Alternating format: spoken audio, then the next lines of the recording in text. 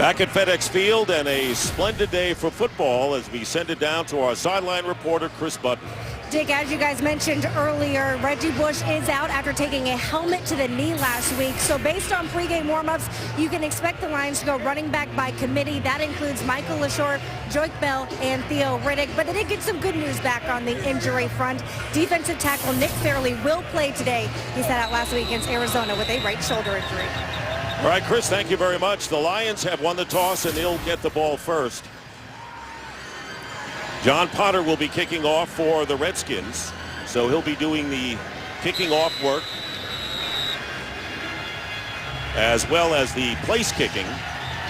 And Michael Spurlock will be back deep for the Lions, the former Tampa Bay Buccaneer and a teammate of my partner. And this kick will sail out of the end zone and land in the second row. No souvenirs here, though. And Lions will come out with Matthew Stafford at quarterback, and Rondé, he's been virtually mistake-free thus far. He has been. He's only thrown one interception, and that was on a tipped ball. He hasn't taken a lot of sacks. This offense is always explosive. He's thrown for, Scott Linehan told us that it is a pass-first offense, and Matthew Stafford loves the way that this offense is working so far this year. Calvin Johnson and Nate Burleson both split out to the right. And an empty backfield on first down. Pass first, won't get it off. And a quick sack that time by London Fletcher, the old man from the sea, coming in to make the sack, and a loss of 7 on the first play. First play of the game, you see London Fletcher right here in the middle. Just a real delayed blitz. Matt Stafford was trying to go with the 3-step. Didn't have enough time. Great play by the old man. You said 1 sack, and now it's 2 for Matthew Stafford. Second down and 17, and a handoff to Joique Bell. And Bell carries it out past the 20-yard line, and he is one of our impact players when the Lions are on offense. He is today with Reggie Bush out. Expect him to get the majority of the carries. Obviously, you got to mention Calvin Johnson. He might be the most intimidating receiver that I've ever played against. Kerrigan's one of the bright spots for this Washington Redskins defense. He has 3 sacks. And D'Angelo Hall, who will look to be matched up against Calvin Johnson most of the day. That young secondary has struggled. He needs to have a big day. Third down and 8. Bell, by the way, has averaged 4 yards a carry. Third and 8. Getting protection this time, drilling the pass, and it's caught to Calvin Johnson. And he gets it out to the 45-yard line and a first down. Had all day to throw and gets 23 yards. It's Calvin Johnson here working on D'Angelo Hall. Just reroutes from cover 2. He expects help. Doesn't get a lot of depth by that linebacker Riley there. He throws it right over his head for the first down.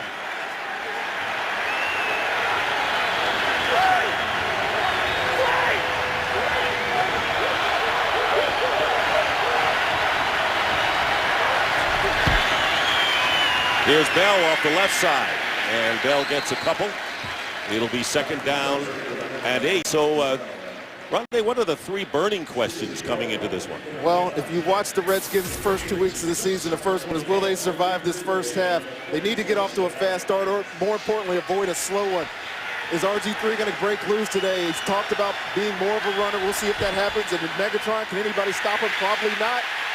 Although one way to stop him would be to put the pass rush on like Ryan Kerrigan did right there. You mentioned Kerrigan with the 3 sacks.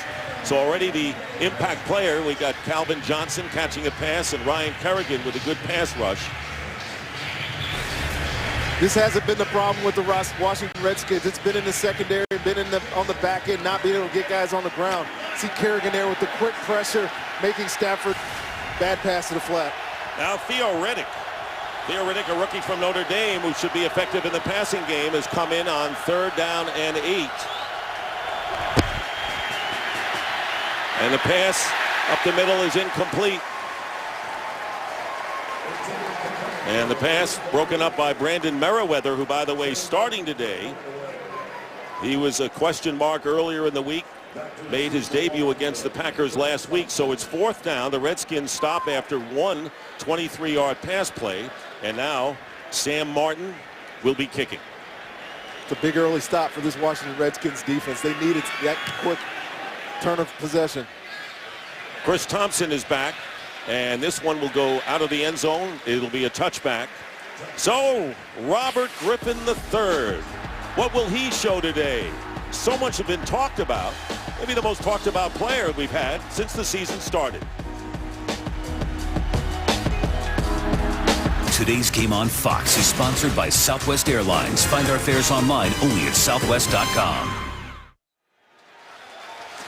Redskins' first possession will start from the 20. Robert Griffin III, the quarterback. Rasheem Mathis starting at cornerback in place of Darius Slay for Detroit. Play action and an end around to Pierre Garçon. And Garçon's going to get a first down crossing the 30-yard line. Mathis making the tackle. So Robert Griffin III, knee brace. Is this preseason for him? Is he rusty with the ankle? What's the story here? A little bit of all that, Dick. You know, he didn't get a chance to play in the preseason by design. Comes out with a slow start, so all the questions are, is he back?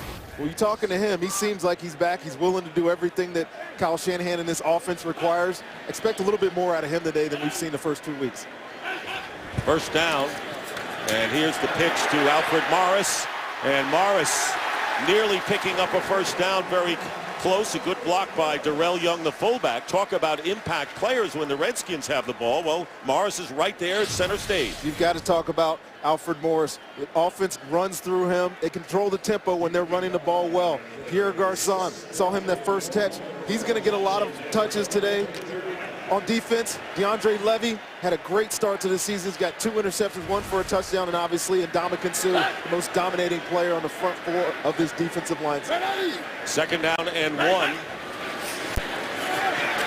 And the pass, Garçon makes the catch and will lose yardage.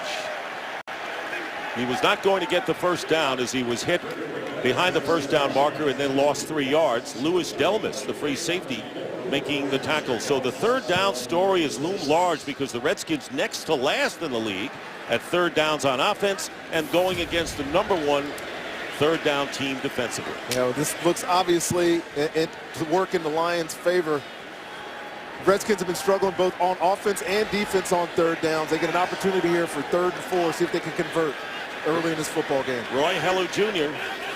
is in the game as a receiver out of the backfield. Here's Robert Griffin, and he completes the pass to Leonard Hankerson, who has been bothered by a ham and hip injury, but he gets the first down at the 41. The Redskins move the chains. I tell you, Robert Griffin looks all right getting out of the pocket right here. Just a sprint, quick pass out to Hankerson. Chris Houston's off of him a little bit. Accurate throw. You know, one of the things that you hear about Robert Griffin III, that you've been hearing about Robert Griffin III, because they've been such a slow start and been down in games, just how accurate he has been in the passing game these first 2 weeks. You saw a little bit of it right there. First down, and Morris is back in, but here is RG3 trying to run it, and he does. Well, to me, Randy, there's no question that he's ready to take off in this one. Yeah, I think he's willing to do it. I mean, again, coming off that ACL late in last year, you could tell he's not the same. This is, you get the pistol formation, he's going to run the read option, pulls it, gets to the edge, good block. Getting out of bounds. That's one thing that we're going to see a lot more of Robert Griffin III. When he does pull it, expect him not to take those hits. He's run the read option 9 times, has run only twice coming into this game, and here is a fake and a pass, and it's incomplete, intended for Logan Paulson, who is starting in tight end for the injured Fred Davis. So it's 3rd and 3. Let's take a look at RG3 comparing the first 2 games of last year and this season. Well, obviously he exploded onto the scene last year. Not seen a dual threat like him in a long time, maybe Michael Vick, but obviously that injury is slowing him down so far this year. Not really willing to take as many chances outside of the pocket, so that's why those numbers are so skewed from last season. Santana Moss in at wide receiver, Aldrick Robinson at tight end. Hellu remains in the backfield. 3rd down and 3, and Griffin's pass and incomplete, and they're trying to get it to Aldrick Robinson. So the Lions, after a couple of first downs, stop the Redskins, and Washington will punt for the first time. Really nice play there by Chris Houston on the slant. Robert Griffin bought himself some time backing away off that pass rush. It delivered the ball, but really good play by the corner. That is Michael Spurlock, who is back deep. Sab Rocca will be kicking.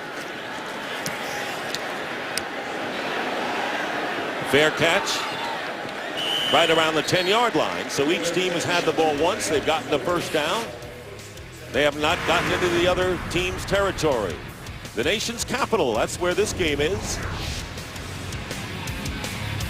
Today's game is sponsored by Bud Light, official beer sponsor of the NFL.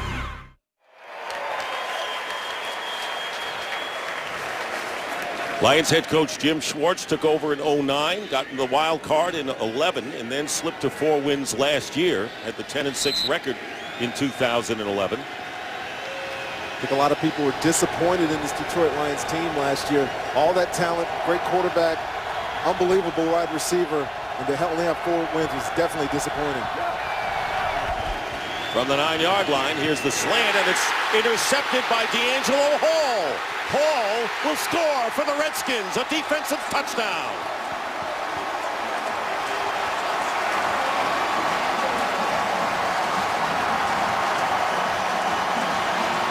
So Stafford got sacked on the first play, and he throws his second pick of the season. On the second possession, a 17-yard touchdown run after the pick by Hall. D'Angelo Hall playing man-to-man here. Gets his hands on, which a lot of people don't do. Stafford's going there all the way. Because he held him up at the line of scrimmage, he was there to make the play, and nifty running for a touchdown for the Washington Redskins. The type of play that this Redskins defense definitely needed to get off to a much faster start than they have the first 2 weeks of the season. No question, Rondé. And the first interception of the season for the Redskins. John Potter, who's doing the place kicking as well as kicking off, adds the extra point, and so the Redskins have now matched the number of points they've scored in the first half of the first 2 games. They're leading 7-0. This game is sponsored by the 2013 Ford F-150 with EcoBoost. By KFC, the official sponsor of Couchgating. KFC plus football equals Couchgating. And by Gatorade. Gatorade knows it all begins within. Win from within. The Redskins take an early 7-0 lead. D'Angelo Hall with his 4th career interception return for a touchdown. And so both first half touchdowns so far for the Redskins this year have come on defensive scores. Here's Michael Spurlock running it out from a yard in the end zone, and he is hit and hit hard shy of the 15-yard line by Brian Keel. Well, a great start for the Redskins, and Mike Shanahan, who seemed kind of confident when we talked with him yesterday. He seemed as confident as you could possibly be for a team that's 0-2. He said this week of practice was a little more difficult, definitely more attention to detail, and certainly with a lot more urgency. And it showed so far early in this football game. And an injured Redskin is the rookie safety Bakari Rambo. He is shaken up and will take a break. Return in a moment. Josh Wilson replaces the injured Bakari Rambo. That's interesting. Josh Wilson is a corner normally. So they put the rookie David Amerson in a corner and move Josh Wilson back to safety. Starting from the 15, here is Joyce Bell, and the Redskins are there to stop him. Josh Wilson making the tackle. David Amerson really started at corner, another rookie. Talk about the key inactives, and we know about Reggie Bush, who may be the key of all the inactives. But Jason Fox, the right tackle, is out for the Lions. Kai Forbath, their place kicker, and the tight end Fred Davis, who suffered a tweaked ankle toward the end of the week. Yeah, Kai Forbath might be one of the biggest ones today, especially the wind swirling down here in this stadium. Place kicking could become a big issue as this game goes on. 2nd down and 10. 5 receivers, and this one incomplete, intended for Burleson. You said it was a lot windier down there than the reported 9 miles an hour that we get. Yeah, as you stand on the field, you see the flags not moving that much. But when you're on the field, I was down there earlier with Matt Stafford. He's talking about how windy it was down here. Not sure if that ball was affected because of the wind, but it's certainly swirling in this stadium. 3rd down and 10.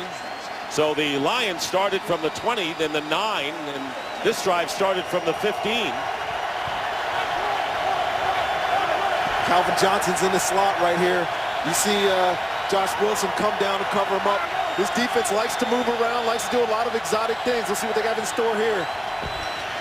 Here's the pressure, and they get it off to Joyke Bell up the middle, and he has running room. And a penalty flag is down, back inside the 10-yard line. And let's see what the call will be, as Bell was wide open. Here's Ed Hockley. Personal foul, roughing the passer. Defense, number 56. At 15 yards is added to the end of the run. First down. So Perry Riley Jr. called for roughing the passer. They'll tack on the yardage after the 37-yard gain. See the Detroit Lions here handle this blitz. They run scat protection, which means the running back avoids his block and gets out in the pass route. You see Perry Riley here with the late hit. It's kind of a sketchy late hit, but he did go high, and that's usually going to get a flag in today's NFL. You know, coming in, Joyke Bell was the second leading receiver along with Calvin Johnson, so they like to go to him, and that was the middle screen. So the ball on the Redskins 33 as a result of the 37 yards plus the 15 tacked on. And here is Bell, and he's going to be tripped up, and London Fletcher with a loss of 2. For a game break, let's check in now with Kurt Menefee. Keep your eye on the bottom of the screen. Des Bryant for the Cowboys. You think he got a little push off against the Rams there? Touchdown from Tony Romo, 7-0. Dallas with the lead in the first quarter. Dick, you might want to cover Rondé Barber's eyes for that. I have, Kurt. It's an offensive lead, Kurt. They don't care anymore. Oh, come on. Second down and 12. On the 35.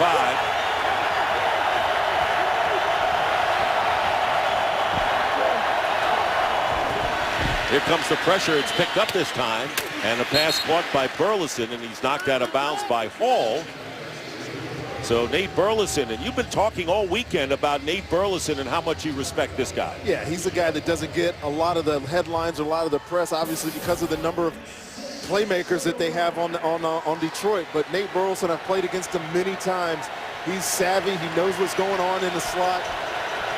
Look for him to be a comfort level for Matt Stafford today with Reggie Bush out as another option. Emerson is covering him. E.J. Biggers, your former teammate at Tampa Bay, is in as a nickel back. Yeah, you see this, all these guys up on the line of scrimmage again for the Washington Redskins showing blitz. We'll see, they might pop out of this and play zone. No. Flag goes down, and the pass, double coverage, and intended for Calvin Johnson, and Brandon Merriweather got a hand on it, but a flag is thrown right around where the quarterback was. Holding. Defense, number 59. Interior line blocking. It's a 5-yard penalty and an automatic first down. So 2 major penalties against the Redskins defense, this one against London Fletcher. Watch London Fletcher come up to the line of scrimmage. I believe he's right in the middle. He grabs Raiola so the blitz can get through.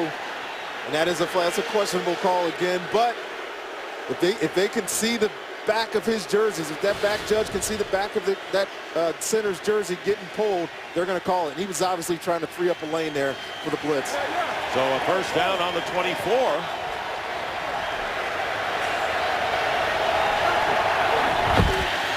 And the quick screen to Burleson. And Burleson can't get away from Amerson. Only 20 years old is David Amerson, the second-round pick out of NC State. It's good to see him get somebody on the ground, because last week, if you watched that Green Bay game, he missed probably 5 or 6 tackles. I know he's young. I know he's a rookie in this league. But when you're playing on the big stage and you have to play, you got to grow up quick. Well, they got Merriweather back and Hall the veteran, but Amerson's a rookie, and so is Rambo, who was shaken up and taken out. Now a second down and 9 as the sun reemerges. See Detroit getting Calvin Johnson in the slot a bunch. He's up here, which not allowing D'Angelo Hall to cover him. And there's the pass, and it's caught by Bell. Second reception for Bell, and he's got another Lions first down inside the 15. So Joyke Bell with pressure from Cofield. Matthew Stafford got away. And there is Joyke Bell making his first career start this afternoon out of Western Michigan, or Wayne State, I should say. And shaken up is Brian Arakpo. Well, he is a fixture in that middle of that defensive situation for the Redskins. Missed all but 2 games last year, and he'll be replaced by Darryl Tapp. But Brian Orakpo had a man coming back with a mission. Fortunately, he's hurt right now. On the left, Darryl Tapp, who played with the Eagles last year, replacing Brian Orakpo. Get a quick replay here, Dick. You see that as Orakpo comes in, Merriweather and him collide helmets, and to us it looks like he may have some concussion symptoms. He went to the sideline, said he's all right. The independent neurologist down there doing some tests on him just a second ago. Joyce Bell, and Bell getting the touchdown for the Lions.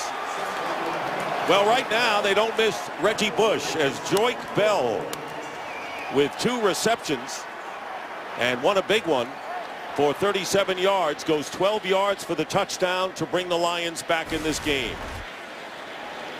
Check out this replay. One thing you'll notice, and this is what's been plaguing the Redskins all year. Missed tackles. 3 or 4 guys bounce off Joyce Bell. His extra effort gets him in for a touchdown.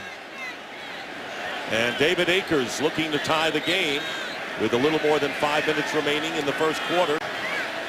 And he does, and we're tied at 7-7. So in his first NFL start, Joyce Bell getting his 3rd rushing touchdown of the year, capping an 8-play, 85-yard scoring drive. Well, the NFL and all 32 teams are celebrating Hispanic Heritage Month. Visit NFL.com/Hispanic Heritage to hear personal stories of Hispanic players in the NFL.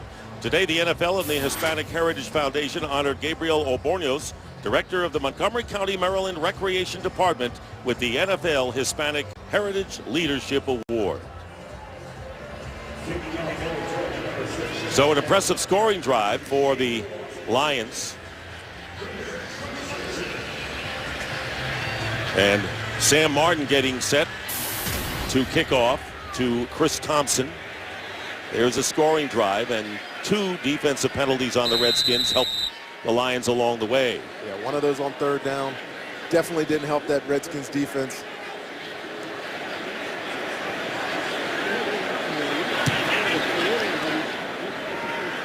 And this kick returned by Thompson, rookie from Florida State. Penalty flag is down. And Thompson is down just beyond the 15. Ed Hockley.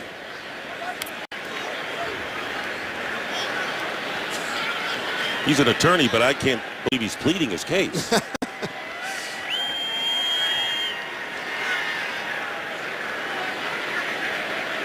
Illegal formation by the kicking team. Number 36 was lined up behind the 30-yard line. That is a 5-yard penalty. Re-kick. Special teams coordinator Keith Burns electing to have this re-kick. This is such an obscure penalty. Penalties have obviously been a problem for Detroit, but this is an obscure penalty.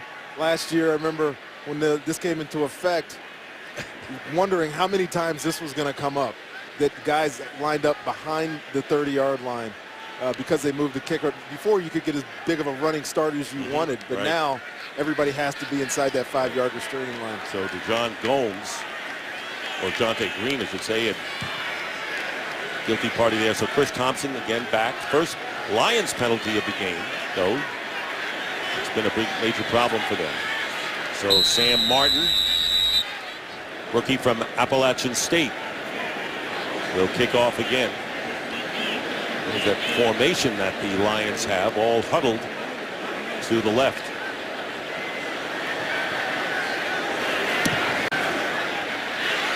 Looks like a carbon copy. Thompson runs it out from the same spot. Gets tripped up and down prior to getting to the 20-yard line. Well, Robert Griffin III will come out again, and let's go back and review. Let's go back to December 9th, 2012. Suffered the left knee injury against the Ravens, and then re-injured the knee in the wild card game against the Seahawks. Suffered a torn ACL and LCL, had surgery, and then in July cleared to practice but was held out of all the preseason games and played week 1 against Philadelphia. and had 329 yards passing. But a lot of those passing yards, that's deceptive. They were way behind, and they happened when it didn't really mean much. Yeah, his numbers have been good, but the rhythm of this offense has not been early in football games. All right, here is Alfred Morris, and the Lions well aware of him. And Levy stops him after a gain of 1. The story on Arakpo is that he has an injury to his head, and that is the report from downstairs. Questionable as to his return. 2nd down and 9.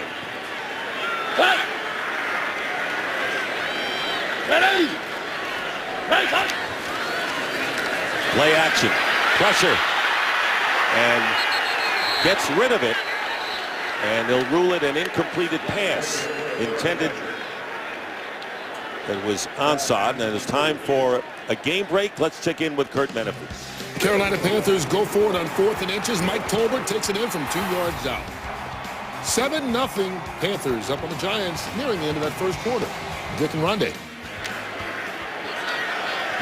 Interesting game there with both those teams 0-2. Yep, I don't think anybody expected to be 0-2. Carolina lost a heartbreak last week. We had their game in Buffalo. It's going to be a good one. So 3rd down, and here is Santana Moss. And Moss is going to be hit and stopped about 5 yards shy of the 1st down. So once again, the Lions do a great job on 3rd down, and the Redskins don't. And Arakpo coming out of the locker room. You got to assume that he's coming out of the concussion area there. They have the independent neurologist. And going back in. Right back in. This is new this year with the independent guy having to test a guy that they suspect might have a concussion. Rocca to Spurlock, who backpedals to the 15. Spurlock looking for running room. Flag is down. Normally that means a penalty against the return team, the Lions, an illegal block in the back. 60-yard punt that time by Rocca.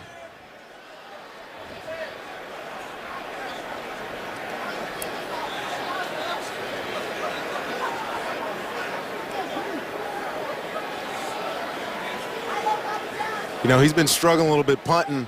He had one of the lower averages last week, but that one caught that wind, Dick. Just sailed. There were 2 fouls by the receiving team during the kick.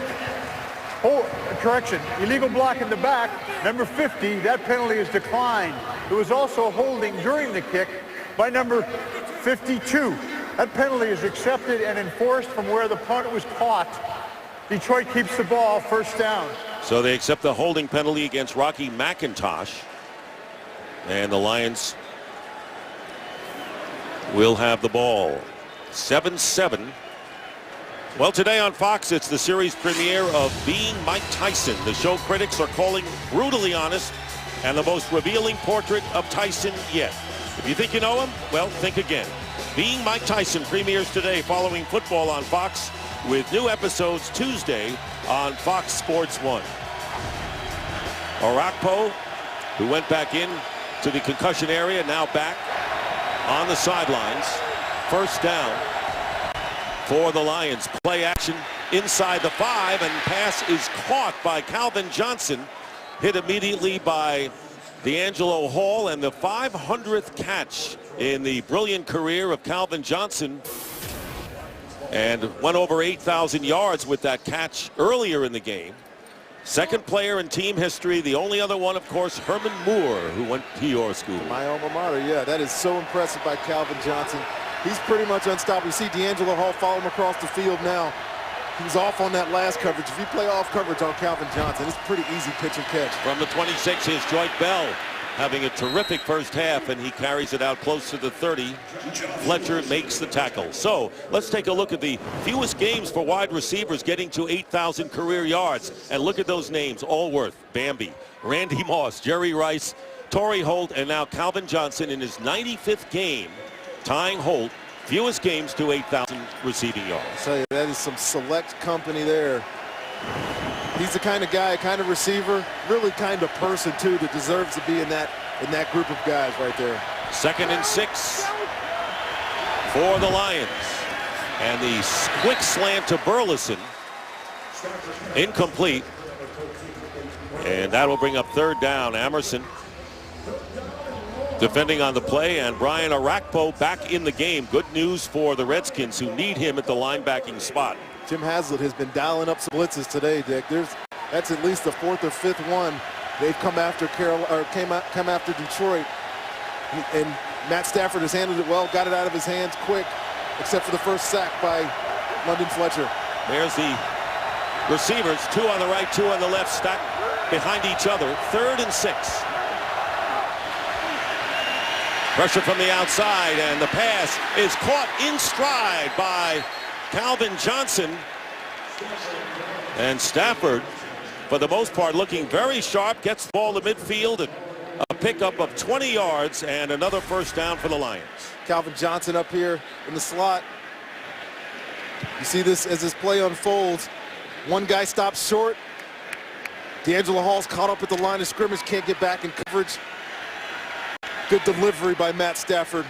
First down for the Detroit Lions.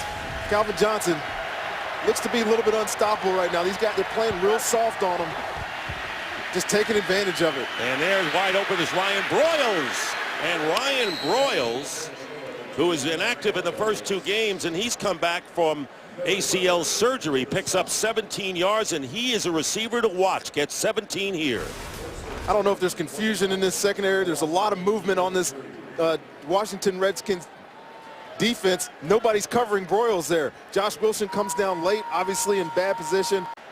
He just picked up and threw it. Not even a contested throw there for Matt Stafford. All 22 of his catches. Last year when Burleson was out. First down. Lions marching in a tie game. Under a minute to go in the first quarter. And here is Stafford, and he's got an open receiver. Burleson inside the 20. And the Lions, it looks like a 7-on-7 drill right now for Detroit, getting 15 yards here. And what does Jim Haslett do about this? They're struggling again in this secondary. You saw right before that play, Emerson and D'Angelo Hall at the top of the screen looking confused. And as the ball was snapped, nobody was covering Nate Burleson. Tell you what, this Washington Redskins secondary is going to have to get together. I know they're young. I know they have some guys that haven't had a lot of experience playing at different positions. Josh Wilson playing safety, normally corner. They're going to have to figure it out here. It's going to be march up and down the field for the Detroit Lions. And a first down at the 19. And here is Bell. Joy Bell breaks a tackle and gets a first down. And dragging Redskin defenders close to the 5-yard line, and he's on the 5, a gain of 13, and that will do it for the first quarter. That is the end of the first here in Washington with the score 7-7, but the Lions threaten. Fox NFL Sunday will return after these messages and a word from your local Fox station.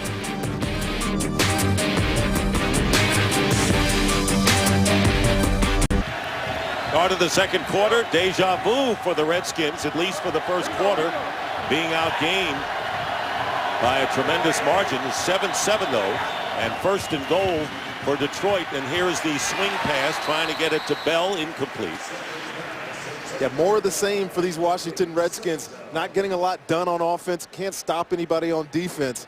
This has been the story of this team for the first 2 weeks of the season, and it looks to be the same. Early in the Philadelphia game, D'Angelo Hall scored a touchdown too, and made that game interesting at the beginning, and then they kind of fell into the same pattern that they got now, not being able to tackle, not being able to get off on third down. Theo Riddick, number 41, good in the passing game, and one of the 3 who are playing in place of the injured Reggie Bush, bobbling the snap, and the ball is batted down. And the Lions are lucky there. Ryan Kerrigan got a hand on it after bobbling the snap. Good pressure by Arakpo for the second straight play. You see Matt Stafford looking at Dominic Riola saying, "What are you doing right now? Hit me in the chest with this ball." Lucky that something worse didn't come out of that situation. So very fortunate were the Lions on this play. And Kerrigan got a hand on it. So now it'll be third and goal. Lions of 3 of 4 on third down so far. Calvin Johnson down here at the bottom of your screen. D'Angelo Hall lined up across from empty backfield. 5 receivers out in this route. And there's the pressure, and there's the pass, and it is caught for the touchdown by Joseph Fourier. So Joseph Fourier, an undrafted rookie from UCLA and the nephew of Christian Fourier, who's been a long-time tight end in the NFL, with the touchdown catch to give the Lions the lead, connecting on third down. Matt Stafford showing great confidence in his throwing arm right there. You see Fourier coming off the blitz, backing away from the pressure. Arakpo couldn't see the ball thrown, and Fourier goes up over top of him, makes a great touchdown catch. 5 yards, and his second touchdown catch of this young season. David Akers with the extra point, and the Lions have taken a 14-7 lead over the Redskins. Remember, they've lost 21 straight in Washington. Never won a road game here, and they're up. This game on Fox is sponsored by Windows Phone. Meet the new Windows Phone, the smartphone reinvented around you. By Lowe's. Lowe's, never stop improving. And by the U.S. Postal Service.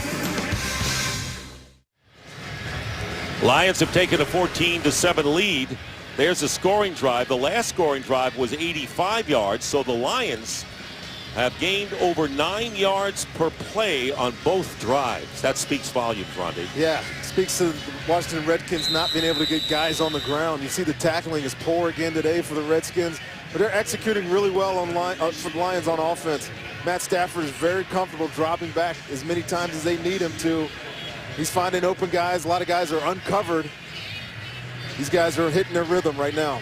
10 for 17 for Stafford for 153 yards, and a lot of serious talk over on the Redskins defensive bench. So Sam Martin will be kicking to Chris Thompson early here in the second quarter. You're right about the defensive touchdown by Hall, as you see Thompson. And you also mentioned that Hall had a fumble recovery for 75 yards against the Eagles. The only other score for the Redskins in the first half this year. It's hard to believe that. Such a dynamic offense, and there are only 2 touchdowns are on defense. Because of the wind, they have to hold for Martin. And this one will go out of the end zone. And the Redskins will get it from the 20. Let's go back to this touchdown real quick. You see Fourier right here. Arakpo was showing on the end of the line of scrimmage, but has him in man-to-man coverage. The Redskins are living and dying by this blitz right now, but one of the things that happens is you end up in man coverage. You see Merriweather there in the middle of the field doesn't help out on the pass. London Fletcher was screaming through on Matthew Stafford, but wasn't able to get there. He was able to back away, make a high throw. Fourier went up over him and got the catch for the touchdown. Receivers to the left, and on the read option, the pass caught, and it'll be a first down to Jordan Reed as he crosses the 30-yard line. Nice little pop pass right there off of the read option. Big play in the league now. You see the Redskins points by half here. They've allowed 50, only scored 7. These numbers are, look at these numbers over here, these yards allowed over here. That's as telling as anything. That's the first 2 games. Of course, they got a defensive touchdown there. So a first down on the read option. And here is Morris with the carry. And the Lions trying to rip the ball out. They can't do it. And a pickup of 4. Game break time. Here's Kurt. Browns and Vikings both looking for that first win of the year. Minnesota's Christian Ponder.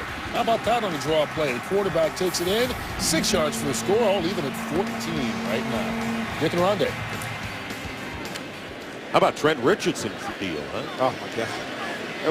I saw that trade. I could not believe that happened. First round draft pick, 3rd pick in the draft last year. Cleveland, wow. Second down and 6, and here is the pitch to Morris, trying to cut upfield, but the Lions are there. So Redskins are about 4 yards shy of the first down. Willie Young, the defensive end, making the tackle. I think it's real important, Dick, for these Skins to convert on this 3rd down. Talked a lot about before this game about how they haven't been able to keep these drives going. Detroit Lions is about as good as anybody in the league right now getting off on 3rd down. They need to match that score by these Detroit Lions controlled possession of this game. Saw Kyle Shanahan, the offensive coordinator, and there is the pass caught, first down, and Pierre Garçon. So they're not going deep, but they're moving the chains, and a first down to the 44. See Kyle Shanahan there having to use Robert Griffin III more as a passer this year than as a runner. We know that he can do it. His arm strength has been on display this year. The numbers speak for themselves. He's able to do it, but it is not the offense that Kyle Shanahan wants to use with this guy. But being down as much as they've had to use it. Griffin 1 carry, 7 yards, 5 for 8 passing for only 26. Pitches to Morris, but the Lions slow him down. That's good running by Alfred Morris, the 173rd pick in the draft from FAU a couple of years ago. That's Florida Atlantic University. One thing that I love about Alfred is his patience running. You see this zone, tall stretch play, whatever you want to call it. Finds and waits for his hole to open up, gets vertical, bounces off a tackle, and stumbles for 5 more years. Look at 5 more yards. Look at those names that Alfred Morris is linked with. Most rushing yards in the first 18 games. And here is Griffin. And the pass, a wrestling match, but the Redskins will win out. Garcon beats out Chris Houston for the ball, and another first down for the Redskins.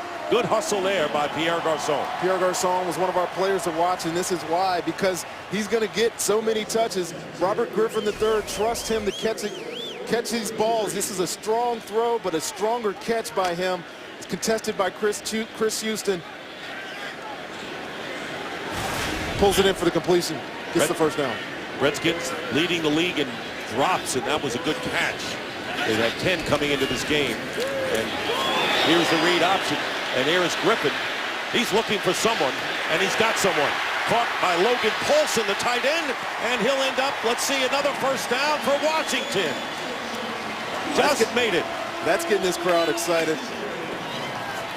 See, Robert Griffin had all day long to throw this ball. You see Lions back here playing a 3D coverage. Everybody's covered up in the back. Paulson's open here on the sideline. Robert Griffin III buys some time, finds his tight end in the flat. Keeps the chains moving here for the Skins. 13 yards. First down. And the pass out in the flat to Hankerson for a minimal gain there. Yeah, this offense is definitely starting to get some rhythm on this drive. You know, one of the things that has plagued them, we talked about third downs, but what they did so well last year was convert on first and second down, have positive plays on first and second down. Robert Griffin III, Alfred Morris keeping the chains going before they even got to third down. They got 5 yards on that play, and that's a good first down play. And here is Morris.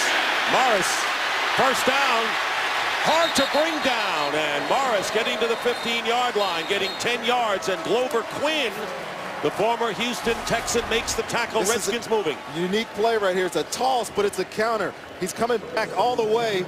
See him getting in the open field. Rasheed Mathis can't get him on the ground. Great footwork, using those shoulders. He is a great running back, Dick. I promise there's not many young guys that have come in and had an effect like he has. And we have a penalty for an illegal formation against the Redskins, and that will bring it back to the 30. By the way, the penalties, problems this year have affected not only the Lions, but the Redskins as well. I missed that one. There must have been a covered up receiver on the end line of scrimmage. That looked like just another mistake for this Washington Redskins offense. And a timeout call by Washington with 9:41 remaining in the first half. First timeout of the game, with Mike Shanahan's club trailing by 7. Redskins calling their first timeout. Look back at that penalty, Dick. We pull it up here. You see the 5 interior linemen. You got a tight end on the line of scrimmage, tight end line of scrimmage, but you also have Pierre Garcon on the line of scrimmage up there. That's 8. You can only have 7. You have to cover it up tight end. That's where the penalty came from. Griffin, by the way, on this drive is 5 for 5 for 44 yards. The rushing yards in this game are even, and it's the Lions who have the big edge via the air. Second down and 10 on the 30. Play action, and Griffin completes it to Jordan Reed. Reed, who got the most snaps of any tight end last week, and of course Fred Davis inactive today, and Glover Quinn making the stop, but not before an 11-yard pickup and another Redskin first down. You see Jordan Reed, the rookie out of the University of Florida. Robert Griffin with the boot. fakes it to Alfred Morris, pulls out to his left, and that's one thing that Robert Griffin can do better than a lot of these quarterbacks in the league is boot either direction. He's comfortable throwing on his left as he is on his right. Saw it right there, easy completion to Jordan Reed for the first down. And Mike Shanahan likened Jordan Reed to Shannon Sharp. That's pretty high company right there. That's pretty good company to be in. First down and rolling out, being chased and getting rid of it. And the pass picked off. Chris Houston has it, and the Lions on the interception gets the ball back. But it was Willie Young who kept pushing. Robert Griffin III back, and then he threw, and the ball was picked off, and the Lions on a turnover get it back, ending the Redskins drive. Robert is in the Redskins sideline are calling for a flag. Horse collar tackle here, but he let him go. But that was an ill-advised throw, if you ask me, by Robert Griffin III here. The play is dead. There's nobody open. Just get this thing out of bounds. Get rid of it. He flings it. Chris Houston covering Pierre Garçon. Easy interception. The turnover, which on what was looking like a good scoring drive for the Washington Redskins. I'm not sure about that horse collar because you got to get it on top of that jersey. It was high on the jersey. Yeah, he missed it. He didn't grab inside the shoulder pad. That was a good no call. So the Lions get it back on the 17. Joyce Bell. And Joyce Bell, who has averaged over 5 yards per carry, is stopped by Perry Riley Jr. for a gain of 1. Jim Haslett said Perry Riley's playing good. Saw it right there, scraping, getting up. Look at the turnover situation here. Last season they had the fewest in the NFL with only 14. This season already they have 5. That's the 4th pick for Robert Griffin III. And Theo Riddick, rookie from Notre Dame, out of the backfield. Empty backfield set again for Detroit. Second down and 9. And the pass is thrown low to Riddick, and it's caught. So Riddick, who's been good in the passing game, and along with Riddick and Michael LaSure, who we haven't seen, Joyce Bell has seen a lot of action and produced. The Lions trying to make up for the loss of Reggie Bush out with the knee injury today. It'll be 3rd down and 1. Scott Linehan likes what Theo Riddick can do. He's more or less a contingency plan for Reggie Bush. Him being out today, you'll see a lot of those same plays that Reggie ran the first 2 weeks run by little 41, Theo Riddick. You saw Bush and Bell on the sideline, and there is a fake pitch and big pressure. The pass is caught by Scheffler, but he's not going to get to the first down. Ryan Kerrigan, who's had an outstanding year for the Redskins at outside linebacker with 3 sacks.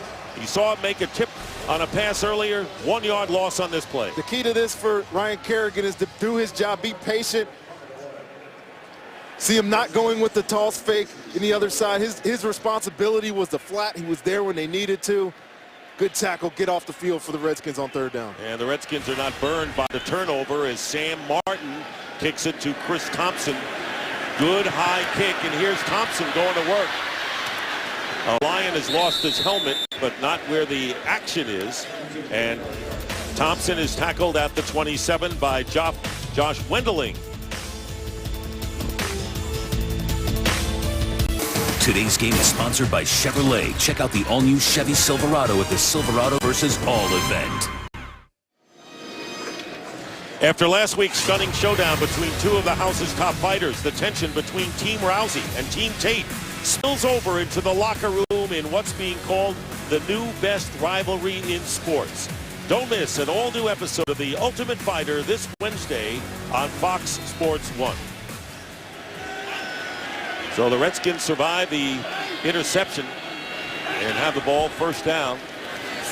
Play action for Robert Griffin III, and pass is complete, and getting away from a defender is Aldrick Robinson. He got 10 more yards after a missed tackle, and we have flags back.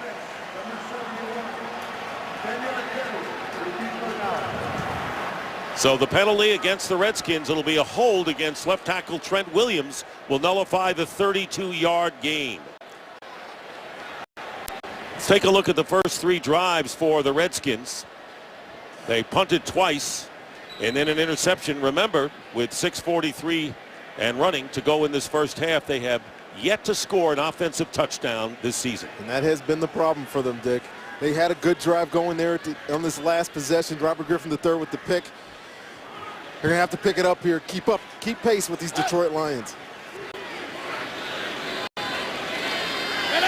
Robinson is split wide to the right. Looking left and throwing underneath and dropped by Jordan Reed. Well, this crowd here, and they've got, as everyone knows, loyal fans and vociferous fans here in the nation's capital, really puzzled by what they've seen from the Redskins. And Nick Fairley, who was questionable this week with a shoulder injury, was limited in practice, comes out of the game. Second down and 20. Morris, the running back, to the top of your picture. Second and 20. Here comes the pressure, and it's caught. And Jordan Reed, after the drop, come right back with it, and he'll be about 9 yards shy of the first down as Glover Quinn makes the stop.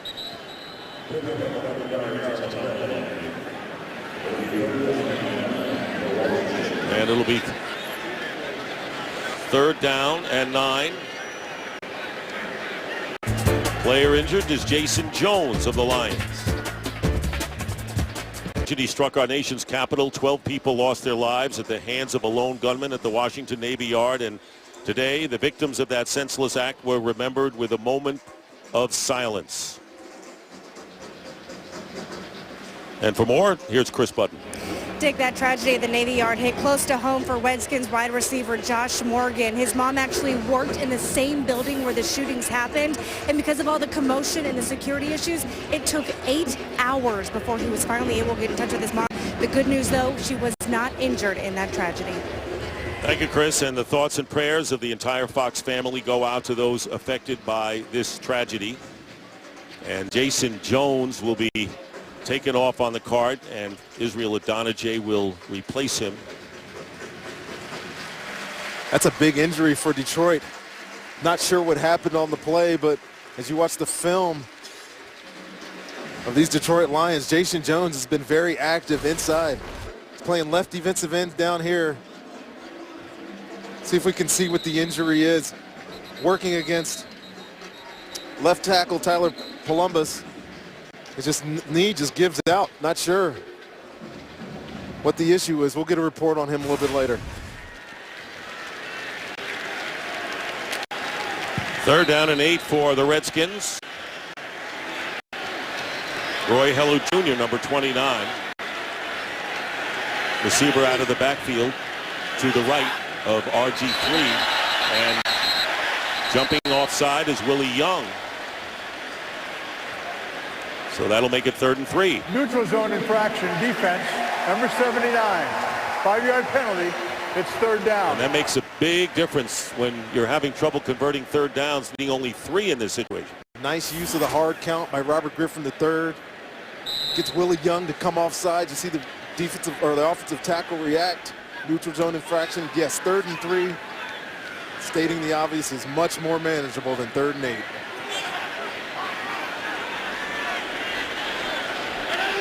In motion is Hankerson, and here's Griffin's pass, first down, and Joshua Morgan, who Chris was just talking about, makes his first catch of the game and gets to the 47-yard line, getting 12 and a first down for the Redskins. Really good quick throw there by Robert Griffin III, Joshua Morgan. Both guys seeing the same thing on that pressure by Detroit and converting on the 3rd down. And so Alfred Morris coming back in the game. Morris, by the way, gained 21 yards on 5 carries. This will be play action. Robert Griffin III, and incomplete, well short of Garcon. A lot of play action passes being used by Kyle Shanahan in this offense right now. Not much zone read. We saw it early. Robert Griffin III got a run, I think, just to prove that he could do it. But it's been a lot of drop back, a lot of play action pass so far for this Washington Redskins offense. How do you assess him thus far? Well, we're seeing a lot of his arm strength, seeing the things that I think the Detroit Lions were worried about. Not only his feet, he's a dual threat guy. He's able to throw the ball with some effectiveness today. Morris gets into Lions territory, but is tackled by Tulloch and Quinn after picking up 5. There's the longtime defensive guru, Gunther Cunningham, who's been all over the league in the sunglasses looking down. We're calling the defensive signals for the Lions. I'm sure they didn't know what to prepare for this week with Robert Griffin III. With all the talk about him wanting to run more, the offense need to get more rhythm, et cetera, puts a lot of stuff that you got to get ready for this Lions defense. Nick Fairley is back in the lineup on the defensive line for Detroit on 3rd and 5. Griffin has the receiver, and it's Santana Moss. Remains in bounds, but can't spin away again. And Chris Houston was right there, but not before Moss. Long in the tooth, when you covered him, gets 18. He can still do it. Santana Moss working out of the slot, going in motion here. Nobody out here in the flat. It's obviously a breakdown on the Lions secondary. Somebody has to take him to the flat. Robert Griffin III with the right decision, sure catch. Santana Moss moving the chains for these Washington Redskins. First down on the 30-yard line. Hand off to Morris. Morris off the right side, inside the 10, the 5. You get that. Touchdown, Redskins.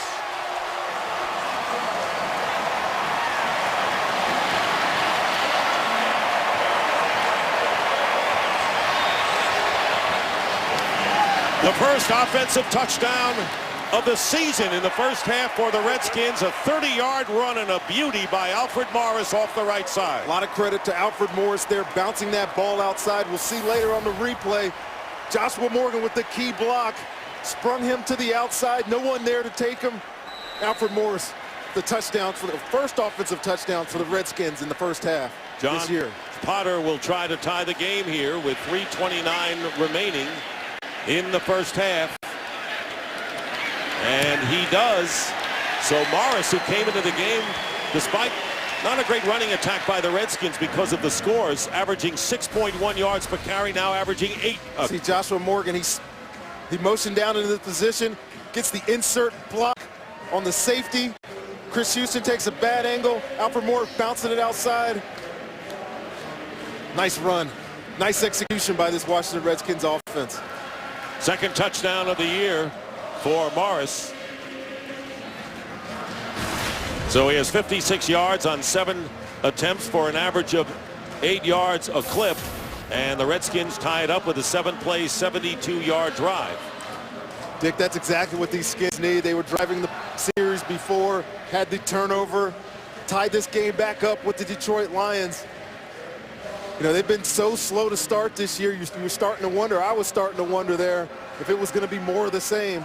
But Robert Griffin III with his arm, Alfred Morris with his legs, you've got this Washington Redskins team right back where they need to be. And Ronnie, you wonder whether this may jumpstart this team with a drive and a play like that. Yeah, I talked a lot about them controlling the tempo, and they've been doing it so far in this second quarter.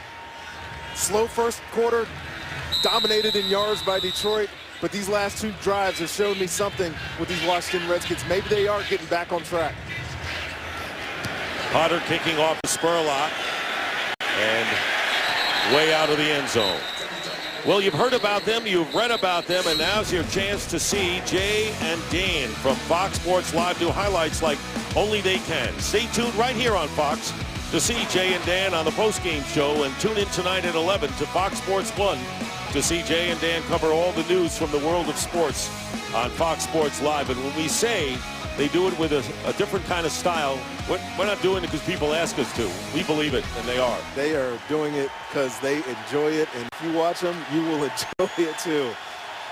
Different kind of sports coverage, I tell you that. It's fun to watch. Theo Riddick is in the backfield. He's normally a receiver, 1st and 10 from the 20. And the handoff is to Riddick, and he gets a couple of yards. And let's check in with Chris Butler. We saw Jason Jones get carted off a few minutes ago from the team. Officially, it is a knee injury, and he is questionable. All right, thank you very much, Chris. And Rondi explained how critical he was in the defensive line. He was replaced by Willie Young. Meanwhile, 2nd down and 8 for Matthew Stafford. Riddick coming out here in the slot. Another empty formation for Matthew Stafford. It's been all quick throws so far. And again, and it's caught in stride. And it was Calvin Johnson with his 4th reception of this first half. Merriweather recovering on the play and a gain of 13. Merriweather and Josh Wilson closing down on that. Josh Wilson was in man-to-man coverage there. Coach Jen Haslett is continuing to dial up these blitzes and has put their secondary in all these one-on-one situations. And Calvin Johnson, so far today with 74 yards, is feasting on them. It's a secondary with Amberson, a rookie, but a couple of veterans in Hall and Merriweather. First down, and the flip is to Riddick. Trapped and brought down. Good defensive play by Brian Arakpo, who was shaken up earlier with a head injury, came back, and he stops Riddick for a loss of 4. Oh, that was a great play by Brian Arakpo, fighting through the block of Scheffler. Tackle for loss. 2-minute warning here at FedEx Field. We're all tied at 14. Today's game is sponsored by Visa, proud sponsor of the NFL. Visa, turning football fantasies into reality. 2 minutes to play in the first half. 2nd down and 14 for the Lions. Joyke Bell back in the backfield. Yeah, look at him. He's outside the tackle box there. Might be releasing. Stays in the block. Stafford. Pass caught. Great catch made by Nate Burleson. And Nate Burleson fighting downfield, stiff arming Brandon Merriweather to get a few extra yards. And that was a terrific catch by Burleson for 41. Matthew Stafford finding his guy, Nate Burleson. David Emerson tries to come underneath and make the interception, misses altogether. Huge play in the 2-minute. That kind of chunk yardage in 2-minute kills defenses. David Emerson's got to secure the tackle there before he tries to make a play on that ball. That's been the biggest play of the game thus far, yardage-wise. Lions still have all 3 of their timeouts remaining.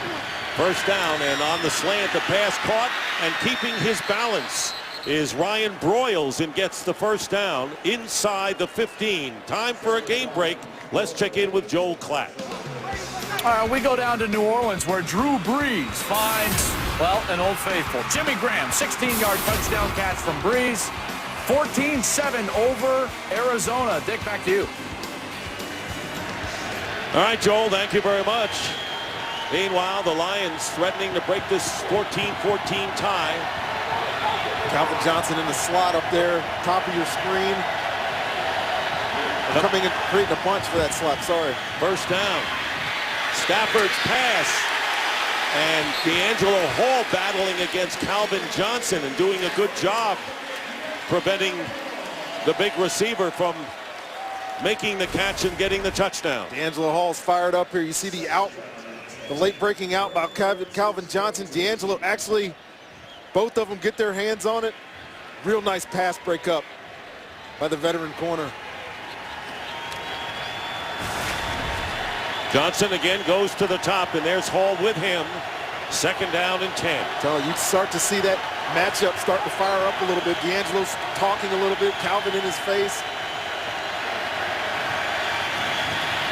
Stafford's pass overthrown to Johnson, again the intended receiver, and Hall getting some help from Merriweather there, and it'll be 3rd and 10.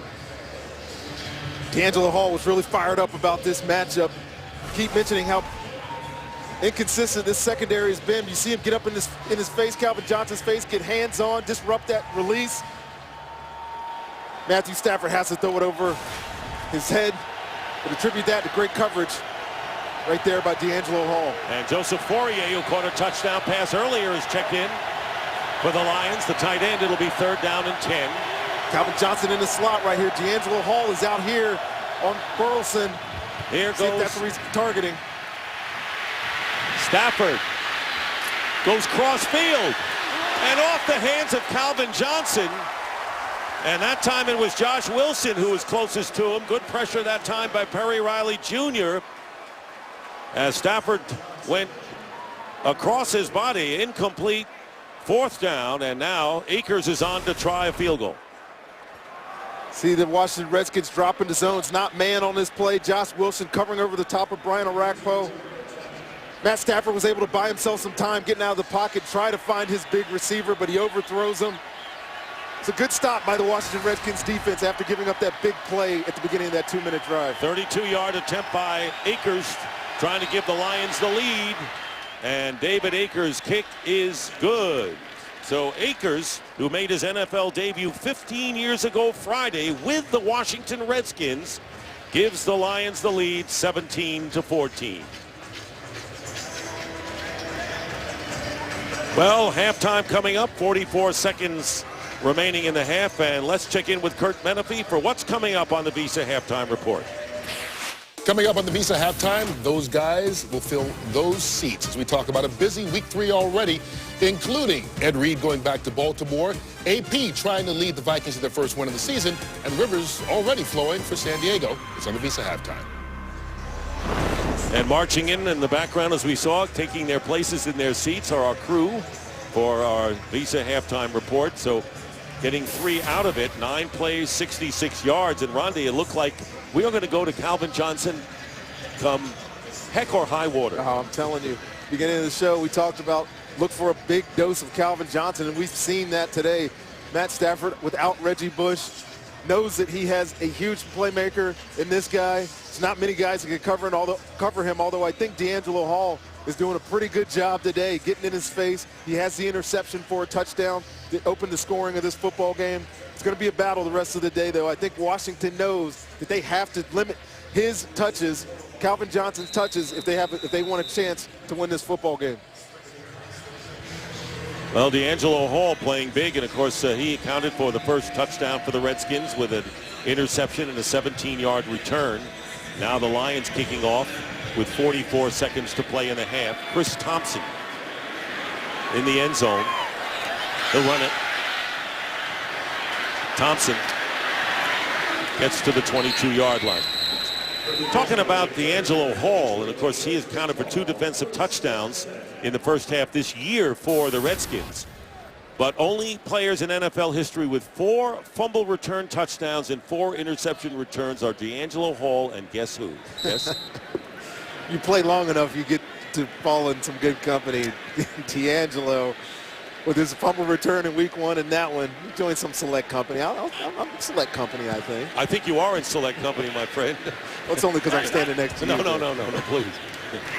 Incomplete pass to Garcon, and a flag is down. You know, a lot of people say, oh, gee, I'm sorry I retired. Here's Ed Hockley. Pass interference, defense, number 23. The ball is placed at the spot of the foul. And it's a first down, Chris Houston. So you retired now. You've done, this is your 3rd game working with us. You work for Fox Sports 1. Do a great job there. What's your thoughts here about it? I'm having fun, even though Raheem Morris, who was my DB coach, my head coach in Tampa, because when I was down on the field earlier today, was begging me to come back. You can still play, man. We need you in our secondary right now. We can't tackle. Hey, Jim Schwartz said, can you give us 12 snaps? He asked yesterday. Pass caught short of the first down to Jordan Reed. Jordan Reed showing up in this game. Fred Davis out of the game. Jordan Reed has become, to me, he's become the go-to guy right now in the middle of the field for Robert Griffin III. That's his 2 timeouts left for Washington. They've got the first down up to the 41 with Santana Moss. And the clock stops. The timeout. 2nd for the Redskins. They have 1 left with 13 seconds. Want to remind you, coming up, the Visa Halftime Report with Kurt, Terry, Howie, Michael, and Jimmy. And they'll be along with scores and highlights. Carolina getting off to a good start, hanging in there against the Giants. Green Bay and Cincinnati in a tough battle. Many games, boy, we've had close games galore in the first few weeks, and that's a lot of comeback victories. It's been fun watching the NFL these first 2 weeks of the season. First down at the 41 for the Redskins. 1 timeout left. Robert Griffin III looking for a receiver. Ball knocked away, and he'll just cover up. And it was Ziggy Ansah. There are flags down, several of them. The number 1 pick from Brigham Young knocked the ball out of RG3's hands, and Ed Hockley will sort it out.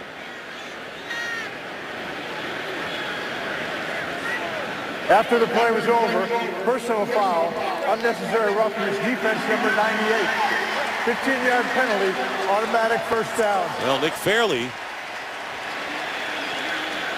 with the foul after the whistle had blown. And so 2 seconds remain, and the Redskins will get some yardage back. Not much chance to, I know Robert Griffin's got a big arm, but I don't know if he's got enough chance to, throw this to the end zone.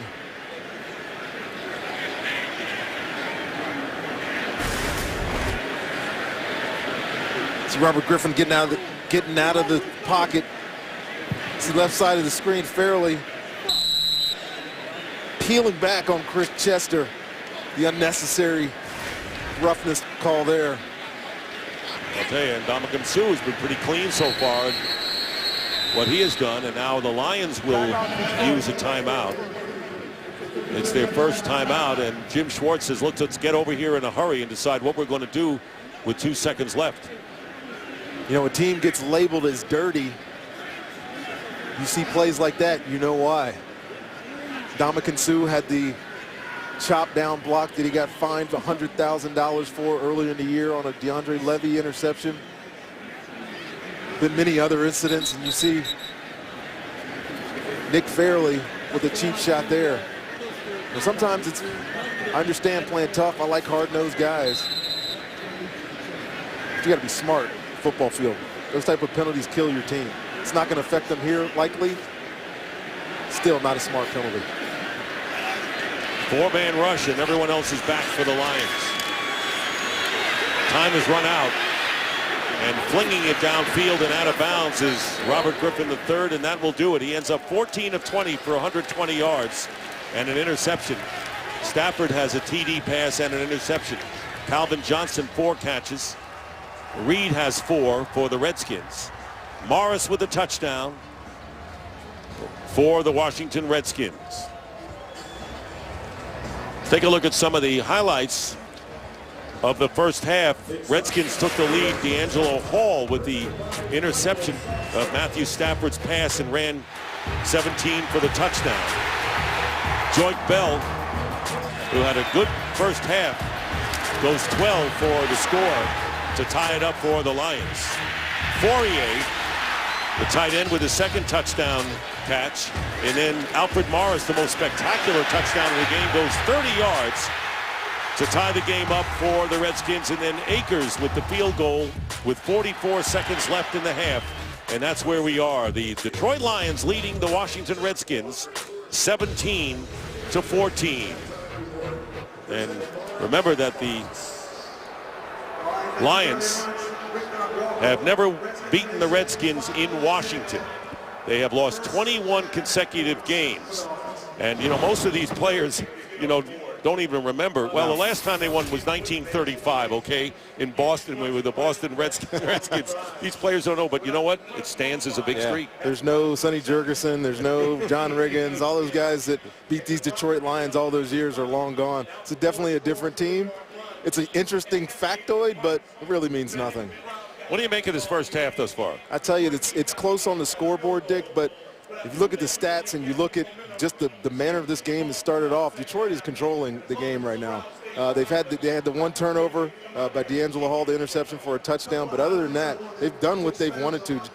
Washington continues to blitz. Detroit continues to burn them on the blitz. And I tell you, if this game continues to go as it is, Washington, I think, is going to be in trouble in the second half. Robert Griffin III started to run. We saw some running plays, and then all of a sudden it was just passing. Yeah, you know, this Washington Redskins offense is getting a little bit on track, but we're seeing a lot more Robert Griffin with his arm and not so much with his legs. All right, that's the story here. We're at halftime, and now we're going to bring you up to date with our Visa halftime report. Let's go to our studio now.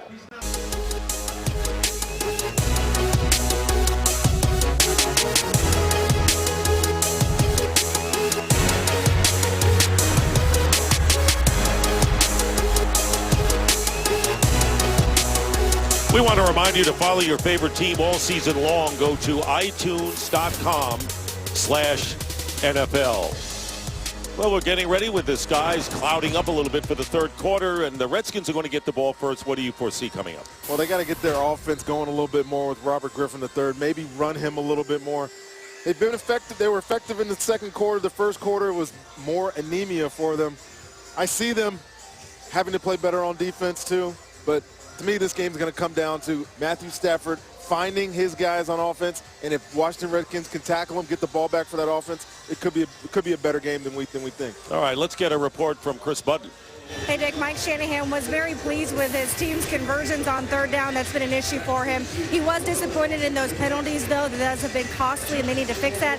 As for the Lions, Jim Schwartz, very simple. We just have to stick with what works. All right, and at least Mike Shanahan's team, they were outscored 50-7 in the first half of the first two games, and they're only down 3 here. And Joshua Morgan is back deep now as the Redskins will go on offense, and a flag is down as the ball goes out of bounds, and so that's a big mistake. They'll start at the 40. Out of bounds.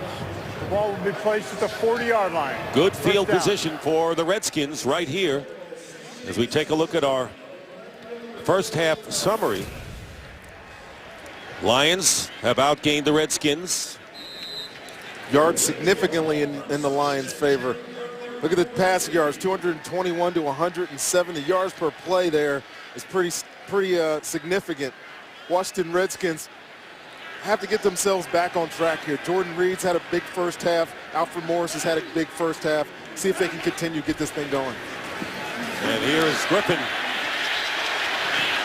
And he slides. You know, earlier this week, Arcone said wearing the knee brace has got to really get in the head a little bit, not being able to run as well as Griffin III. Well, I think he feels confident that that knee is healed and everything is where it needs to be. But you can tell he's not the explosive runner that he was last year yet. That's going to take some time. I mean, that may be 2 or 3 months down the road. You know, who knows when that knee starts reacting and feeling good and he has the confidence in it to do what he did last year. But right now, we're just seeing these token read option plays just to keep the Detroit Lions honest, I think. 2nd down and 6. And here is another read option play, and this pass is caught in Lions territory by Pierre Garçon. Big play man, and he's one of those impact players you talked about at the start of the game. Gets 27 years, and the Redskins threaten. See Pierre Garçon working against Rasheem Mathis. Runs a post, runs an out. Robert Griffin III with the play action fake out of the pistol. Triple option look in the backfield gives him time to find his favorite target for a big gainer and a first down. From the 29 of the Lions.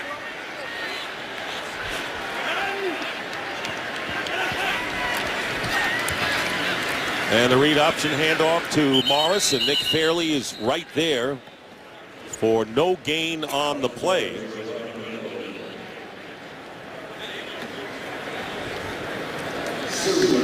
Redskins' only lead in the game was the first touchdown, and it came on the interception and the pick 6 by D'Angelo Hall. It'll be 2nd down and 10. Redskins looking for their first win of the year, and Lions trying to win on the road to go 2-1.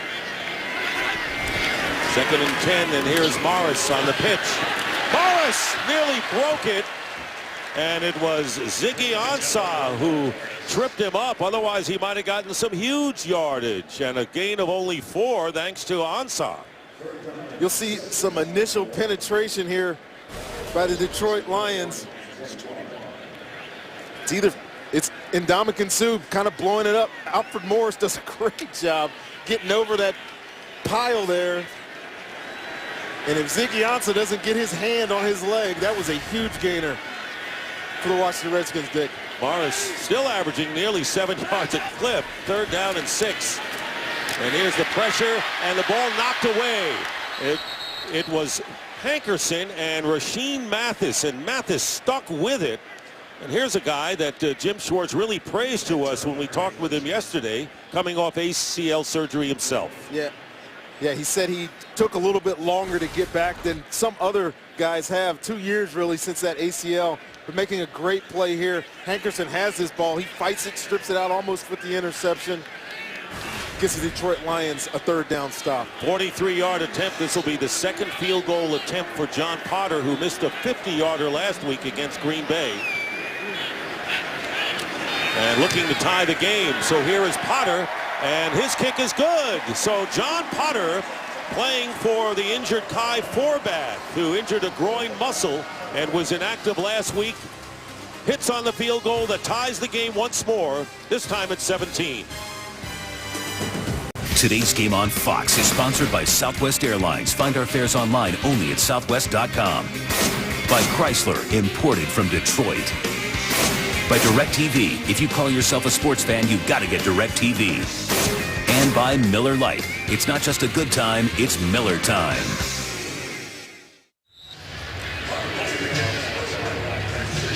Redskins tie the game, and the big plays, the 27-yard pass to Garcon and the kickoff, which went out of bounds, allowing Washington to take it out on the 40-yard line. That was a big boost for them, and so the Lions go back on offense here.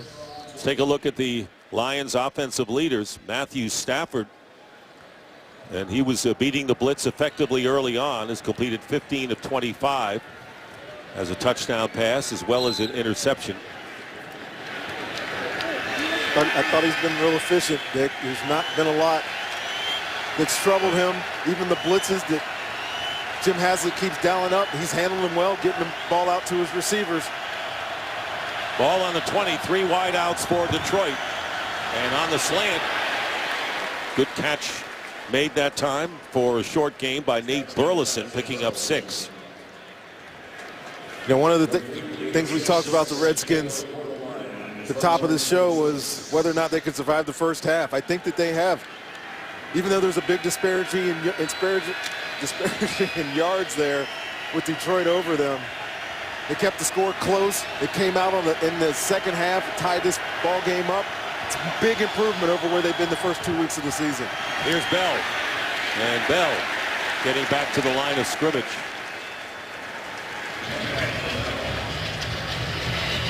That being said, still think they could play better on defense, Dick. They've gotten off on third down a little bit more than they had in the first 2 weeks of the season. Detroit is 4-7. Actually, both teams are 4-7 on third down. But they're still having tackling issues in the secondary. That's been their Achilles heel all year long. Burleson and Calvin Johnson to the right. Third down and 4. Calvin Johnson in the slot here. Josh Wilson looked to blitz. E.J. Biggers on him. Up the middle and incomplete. Chris Durham. And time for a game break. Let's check in with our man Joel Klatt. Joel. Cincinnati we go, where Green Bay has completed the comeback and then some. Jonathan Franklin, his first career touchdown. The rookie from UCLA makes it 23-14 Packers. 23 unanswered, Dick. Packers, to no one's surprise, can be explosive like that. And here is the punt. And Chris Thompson at the 22. And doesn't get much. Good coverage that time by the Lions special teams. And we're going to take a break. Robert Griffin III, who has completed 15 of 23. Coming back. Total yard story a lot closer than it was earlier. Washington has the big edge in the rushing because of the 30-yard touchdown run by Alfred Morris. Here's Griffin. And nearly intercepted by Bill Bentley. Pressure by Dominican Sue. First time we mentioned his name. Santana Moss was running that deep end cut timing route, a little behind him. Check out the offensive leaders here for the Washington Redskins. Robert Griffin III, 147 yards in that one ill-advised interception. Here's been the workhorse today, though. 9 rushes, 60 yards. Jordan Reed starting for the injured Fred Davis. 60 yards on 6 catches. Been a go-to guy for the Washington Redskins. And a tackle taken and losing the helmet there was Alfred Morris. C.J. Mosley, who replaced Nick Fairley, and is called for a penalty on that play. But let's see how they rule that one. It was an obvious one, wasn't it, partner?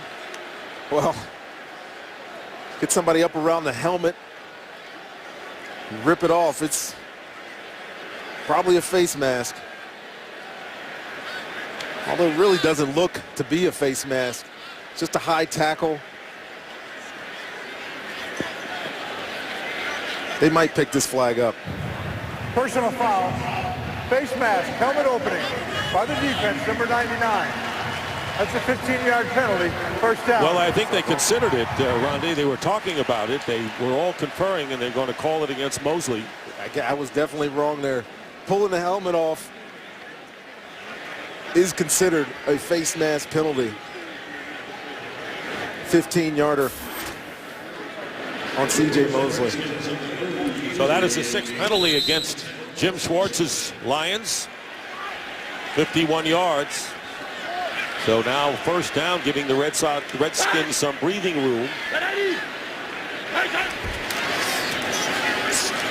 There is Alfred Morris, and Morris is going to be brought down by Mosley after a gain of 1. 5 minutes gone by here in the third quarter. Dick Stockton along with Rondé Barber and Chris Button. Redskins and Lions with 2nd and 9. There you see Santana Moss leaving the game.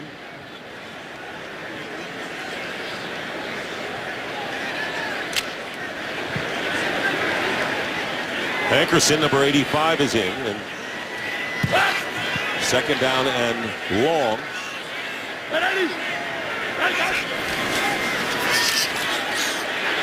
Griffin swings it out to Hankerson. And Hankerson will have a first down into Lion territory. 10-yard gain. You can see with running the ball how it affects this Washington Redskins offense. You see a nice, beautiful throw there by Robert Griffin III to Hankerson. But when you're able to run the ball effectively, it sets up that play action. In this case, it's a boot. Seen Jordan Reed catch a number of those passes. Hankerson on this one, converting for a first down for these Skins. 3rd catch for Hankerson. And into Lions territory at the 46. Fake end around, being chased is Griffin.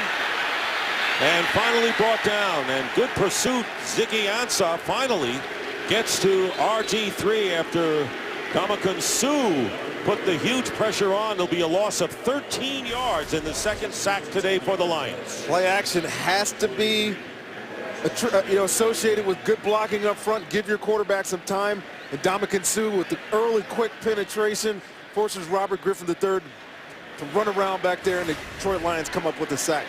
And so the pressure on RG3. He's been hurried 9 times, running for his life on that last play. Sacked twice, but the hits and the knockdowns take its toll as well. 2nd down and now 23, and the fake pitch. And here's Garcon. And Garcon is tackled by Suh. So Ndamukong Suh, kind of a quiet first half as far as his name being mentioned, and now figuring big time here in the 3rd. He's been in there. They've just been doing a good job keeping him out of the backfield. You see these last 2 plays, though, why teams fear him. Ran through Chester on that last play, forced that sack of Robert Griffin III, and a hustle play down the field on that screen to Pierre Garcon. So it's 3rd down and 18. Redskins on their own 46. They were in Lions territory. And here is Griffin, and he goes underneath. The pass is caught by Santana Moss, and he gets back into Lion territory, but about 6 yards or 5 shy of the first down. Stephen Tulloch making the tackle. So it's 4th down. And Griffin will come off the field, and the Redskins will punt. Redskins fans booing a little bit here, wanting their Skins to go for this on 4th down, but this early in the 3rd quarter or in the 2nd half doesn't make sense. You just pin them deep, try to win the field position battle. And trying to keep the ball within the 20. The fair catch called for by Spurlock, and good punting by Rocca there. So Matthew Stafford, who has thrown a touchdown pass, and Calvin Johnson, who has caught 4 for over 18, will be on the field. Robert Griffin Jr. over with Kyle Shanahan on the sideline in a 17-17 game. The average starting field position. The Lions starting from their 16, average no drives from better than the 20. Been backed up, good special teams play by the punter, the kicker. Everything's going out of the end zone. Handoff to Joyke Bell. And Bell carries it out to the 15. Never be without football. Get coverage of every NFL game on NFL Mobile. Call ** NFL to download it now.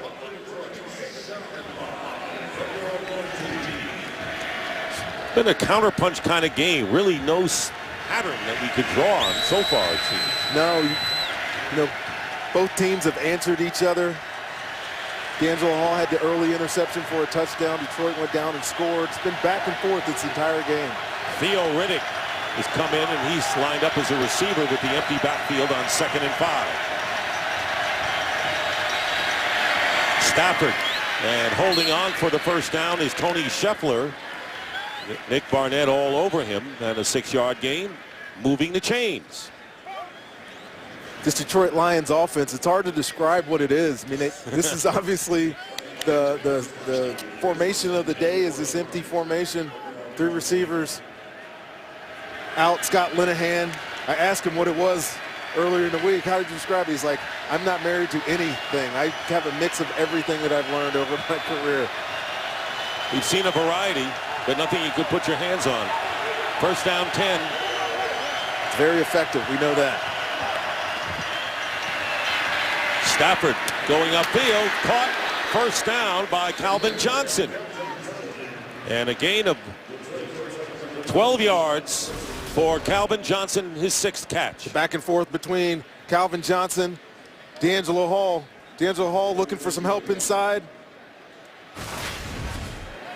Matt Stafford sees him on the in-breaking route, delivers it on time. There's no way that Josh Wilson can get over there and make a play on that ball. Coming into this game, Calvin Johnson had 10 catches.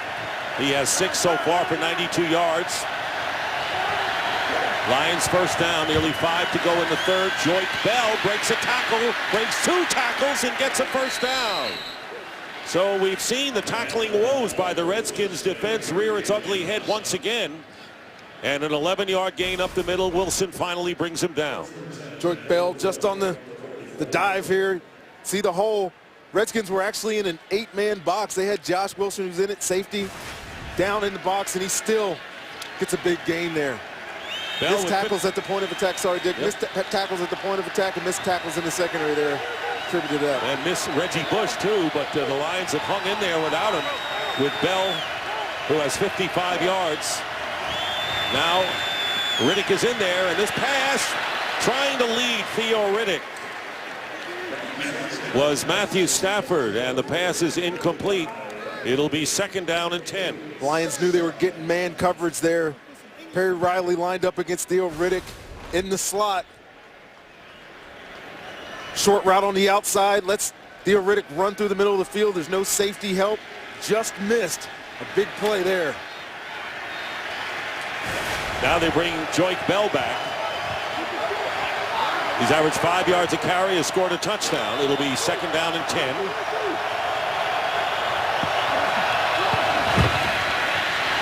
Bell, nothing there, and a solid defensive play by the nose tackle Barry Cofield. He's been doing that for years. He has, playing today without the big cast on his fist that he had the first 2 weeks of the season.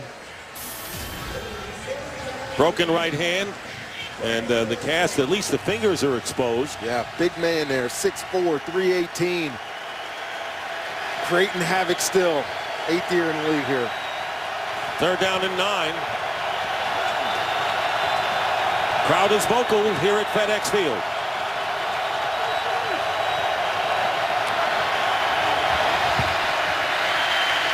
Stafford, and overthrows Calvin Johnson, and that will bring up 4th down. And for a game break, let's check in again with Joel Klatt.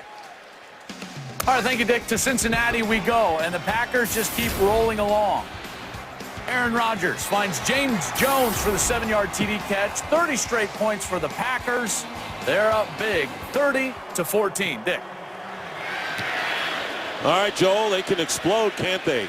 And they're going to let that ball bounce and go out of bounds. So the Redskins hold on third down, and that allows RG3 to get back into the flow in a tie game in the waning moments of this third quarter. So much talk about the read option. Here's what they've done today. 8 plays with it. You see 2 handoffs, 2 rushes by Robert Griffin III, one at the beginning of each half. 4 passes out of the read option, which a lot of people think that it's just a running formation.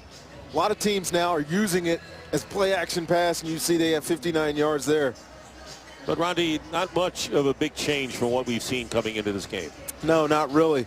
You know, he's still not getting on the edge as much as he did last year. I think that's by design. I'm sure even if he hadn't been coming off this injury, they don't want to expose their quarterback like they did last year.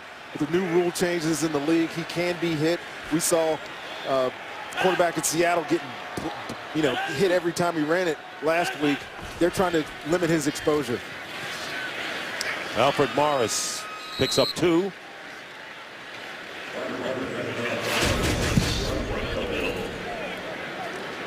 Now this offense is in that formation almost exclusively. You'll see Kyle Shanahan come out in some normal pro looks with the fullback, which you don't see a lot of fullbacks in the NFL anymore, but they have all the looks, but this is the majority of their snaps coming in this pistol formation. Although he's under center here.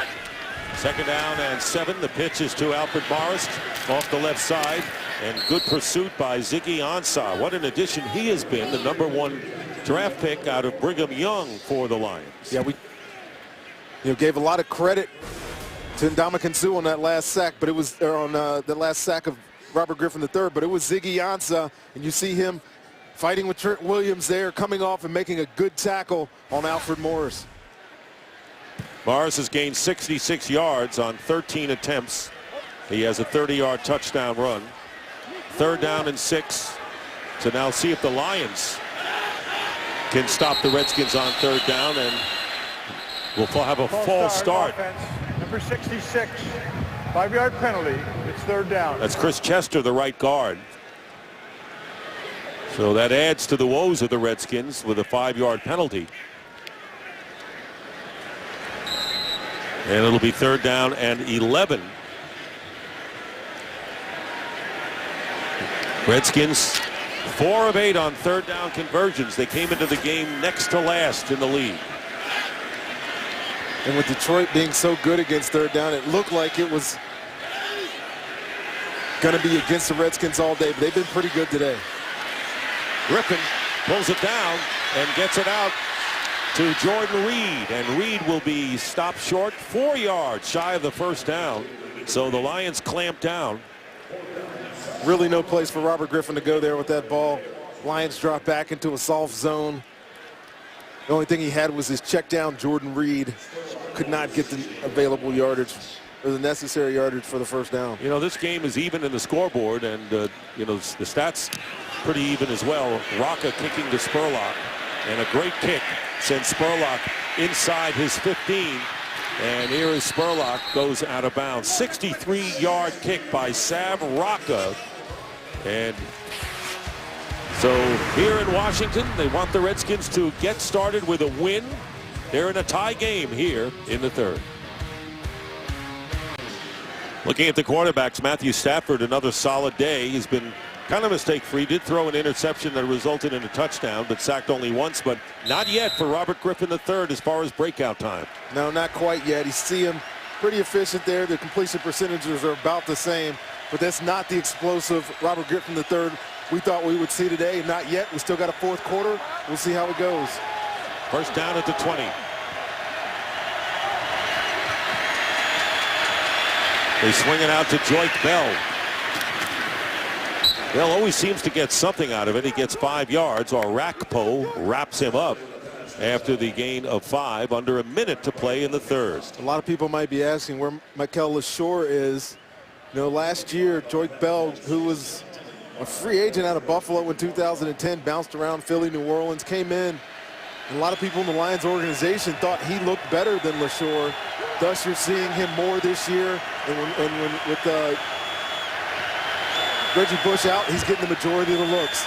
And Slant pass to Burleson is broken up by David Amerson. Amerson playing a strong game.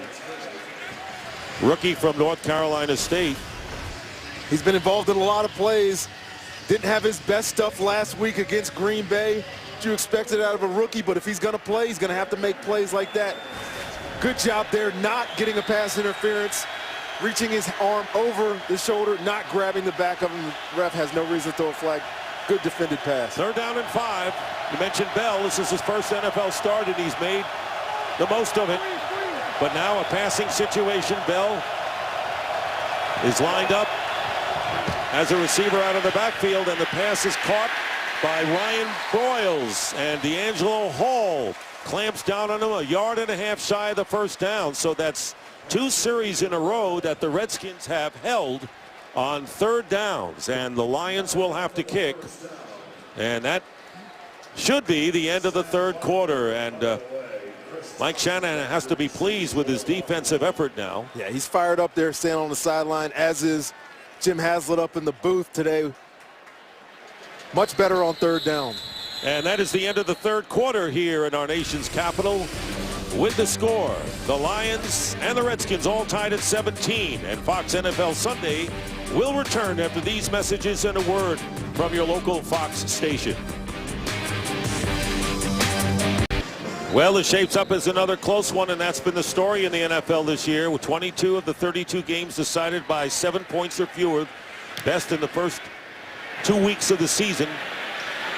We start the 4th quarter with a punt that goes into the end zone. It'll be a touchback.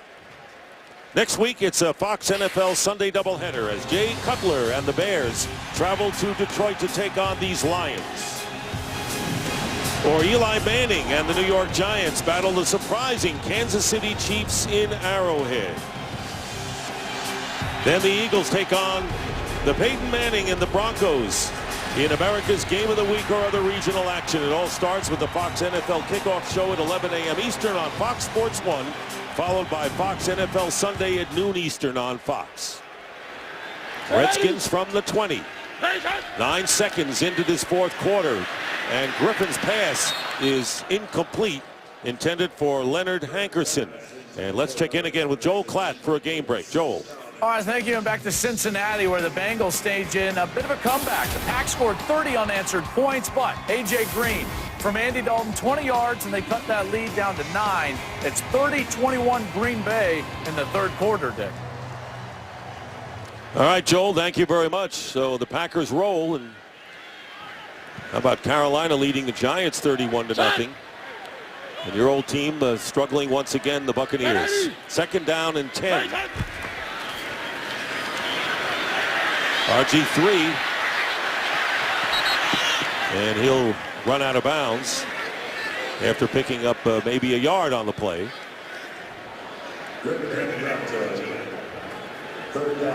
Smart decision there by Robert Griffin III. Get what you can get out of bounds. Sets up a 3rd and long though for these Redskins. 3 rushes for 12 yards today for Robert Griffin III. His longest run was 7 yards, and they have passed 14 times more than rushed. 3rd down and 8, and this one connects. Pierre Garçon, and a 1st down out of bounds as well. 17 yards. Good accuracy on that throw to the outstanding receiver. Coach Schwartz talked about him not being able to run as much this season, is showcasing his arm talent. We see it right there. The nice strike to Pierre Garçon on the sideline. I tell you, the play selection, 31-14, now 32-17, sorry. Running by Morris for a few. It just shows you how much confidence Coach Shanahan and his son Kyle Shanahan, having Robert Griffin III do everything. You know, the dual threat option of Robert Griffin III is, you know, it's definitely unique in the league. It's becoming more of a fad. But when you have a quarterback that has this kind of arm that can get the balls down the field, push the ball down the field, and be accurate, it's tough to defend. And we're seeing that today from the Detroit Lions defense having a tough time defending all these passes by Robert Griffin III. 2nd down and 6. On and out. And a hit on Joshua Morgan by Chris Houston. But that'll be a completed pass, and it'll be another 1st down in midfield for the Redskins. Most of the time, RG3 is going underneath effectively in this one, Ronnie. Yeah, but he's still able to, I mean, that was a beautiful pass there. Spiral on the ball. See Morgan down here, throwing it to the wide side of the field. These are the hardest throws for quarterback, and he puts it right on time. Right to the numbers. Josh Morgan makes a great catch. 1st down for the Redskins. Morgan coming in motion. Play action once more. And now, Lions trying to converge, but RG3 gets away, and his best running, and the fumble on the play. And let's see how they rule this one. Lions indicating that he had coughed it up. No sign given yet. It was a terrific run. And then the ball came out 25 yards. As Ed Hockley will confer with his colleagues. This is a huge call here. This will be interesting, Dick, because the ground can cause a fumble, even though he gives himself up. Go forward rather than feet first. Therefore, he continued to lie even after he hit the ground. He was not down by contact, and the ball came loose. It was a fumble recovered by Detroit. 1st down. Long explanation, but it's an explanation. And the Lions have recovered the fumble after the 25-yard run, and Mike Shanahan doesn't agree with it. No, Dick, it is the right call, though. Because he didn't slide feet first, he wasn't giving himself up. If you go head first, you're still a live runner until you're touched down by contact. You see the ball hits the ground, causes the fumble. Nobody had touched him. It's a turnover by Robert Griffin and the Redskins. Glover Quinn made the recovery, and no one had touched him. You're right, and the ball just came out. So the Lions, after a beautiful 25-yard run by Robert Griffin, will get the ball on the 25. Mike Pereira is in our studios in Los Angeles. Mike, your thoughts about this? Hey, this is one of these unique ones where the ground can cause a fumble. We always talk about when it can't cause a fumble, but if the runner is not touched by a defender causing him to go to the ground, then the ground does cause a fumble. And remember, if this was a quarterback feet first slide, and I think Ed Hockley did a really good job explaining this, since they didn't slide feet first, play remains live, and the ground can cause the fumble. It was the right call. Thank you, Mike. So the Lions get the ball back, 1st down on the 25. If anybody would know, it would be our Mike Pereira. Stafford has time, but does he have a target? Flag is down. And the pass was caught by Calvin Johnson, and they rule it a completed pass, but a flag is thrown in the backfield of Detroit. Let's see if they bring that back on a holding call. Matthew Stafford was looking to make a quick throw there. Didn't have it. The pass was complete.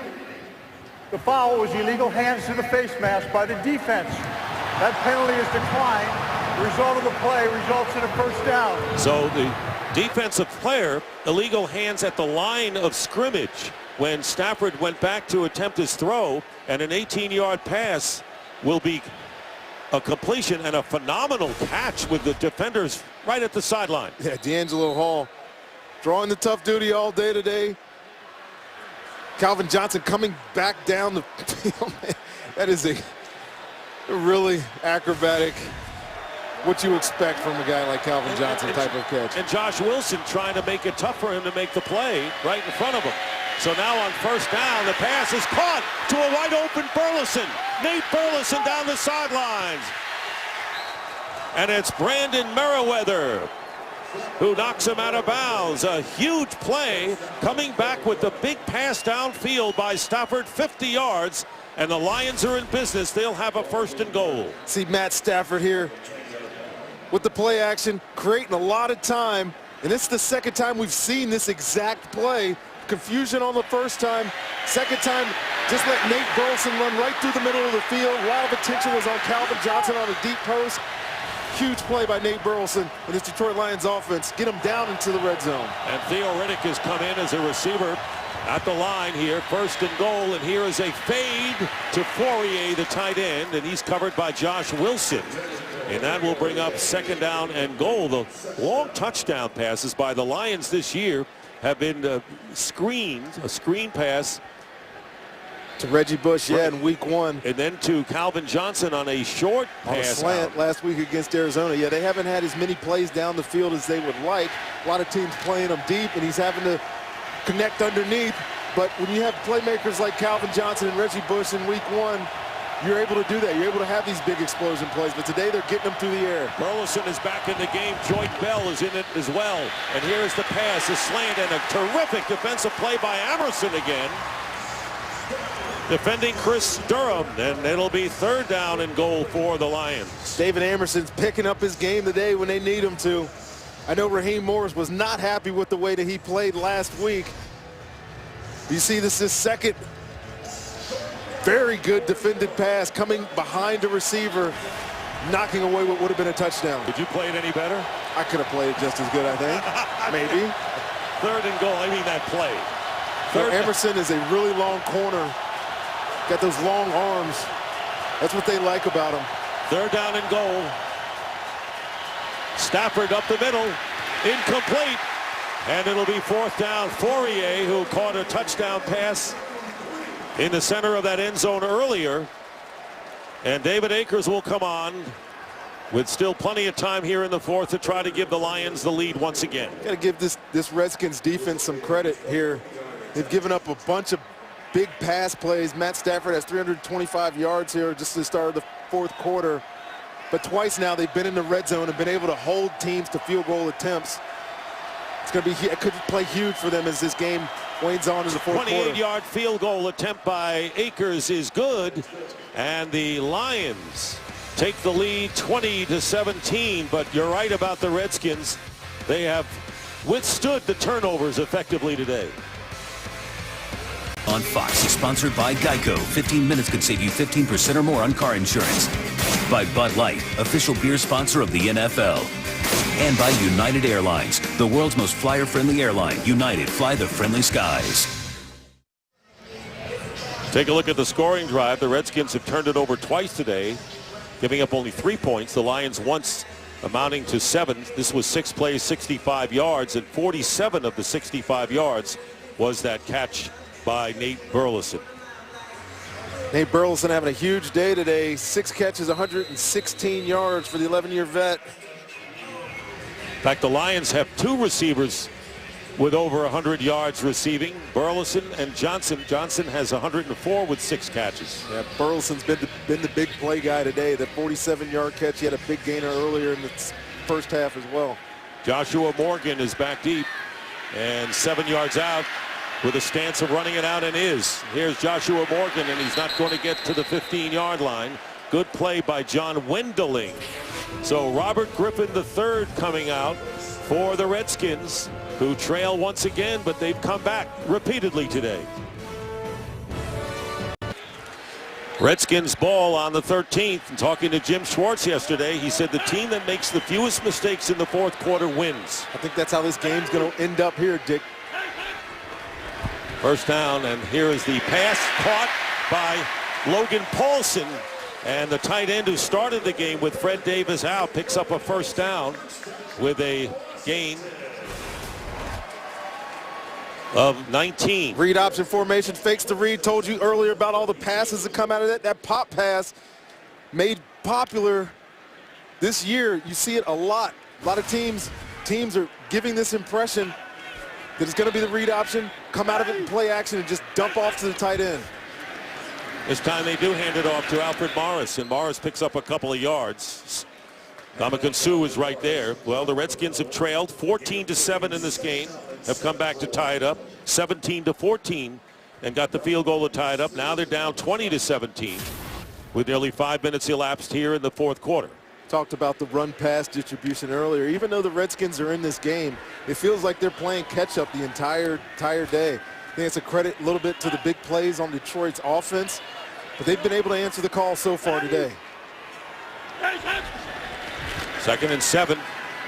Griffin, and the catch is made by Garcon. Gets extra yards and a first down. Boy, what a strong receiver Pierre Garcon is. He definitely is that. See Pierre Garcon up here on Rasheed Mathis. Just a quick hitch. Man coverage, bumps him off. And then watch this effort. Breaks the tackle, goes under DeAndre Levy, dives and gets that first down, moves the chains for the Washington Redskins. Pierre Garcon is a guy that you don't hear a lot about across the league, but ever since Robert Griffin III has been here, he has been an explosive, reliable receiver for this team. 7 catches for 69 yards. And first down. Here is Griffin back, and he's going to go deep. Downfield, and the pass is caught for the touchdown by Aldrick Robinson.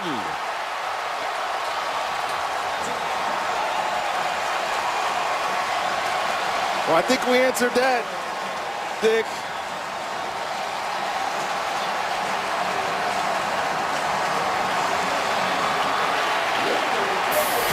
How's that for an arm?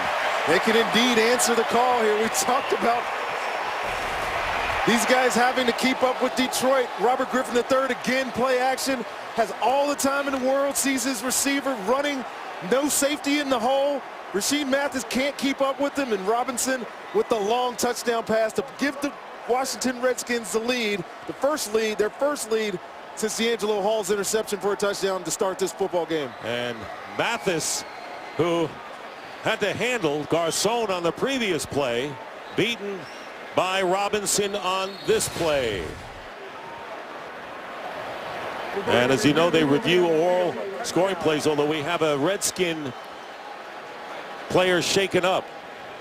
And a scoring review as they have on all scores. Logan Paulson is the player injured. So a timeout and will return. He held on, didn't he? Today's game is sponsored by Toyota Care. And they review all scoring plays, and this one is being reviewed and may not go as a touchdown. The question is, did Robinson have control when he came down in the end zone? And the ball seemed to be jarred loose. Ed Hockley is checking it out, and we're going to bring in Mike Pereira.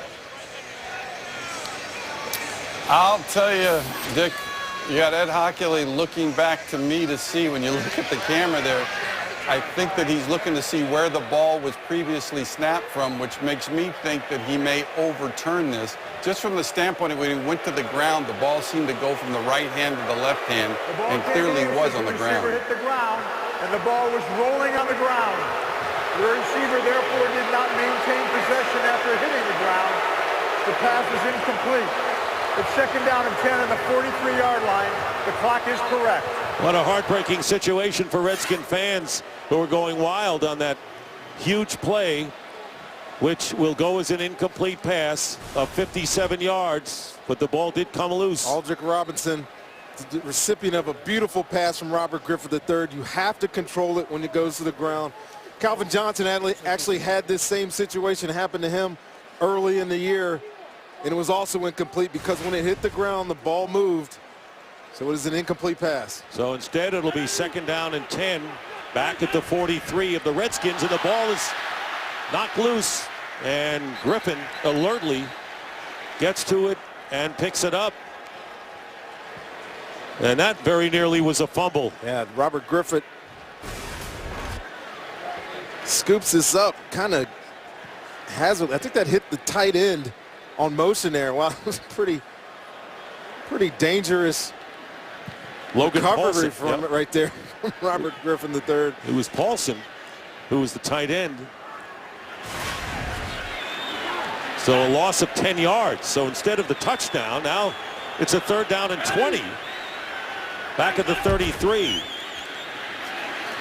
And Griffin trying to escape from pressure, and he's going to have to go out of bounds with Rasheed Mathis looming right in front of him. And so the crowd was wild moments ago. They thought they had a touchdown to take the lead, and Mike Shanahan's team now is going to have to punt it away, still trailing by 3. Interesting turn of events there, Dickie.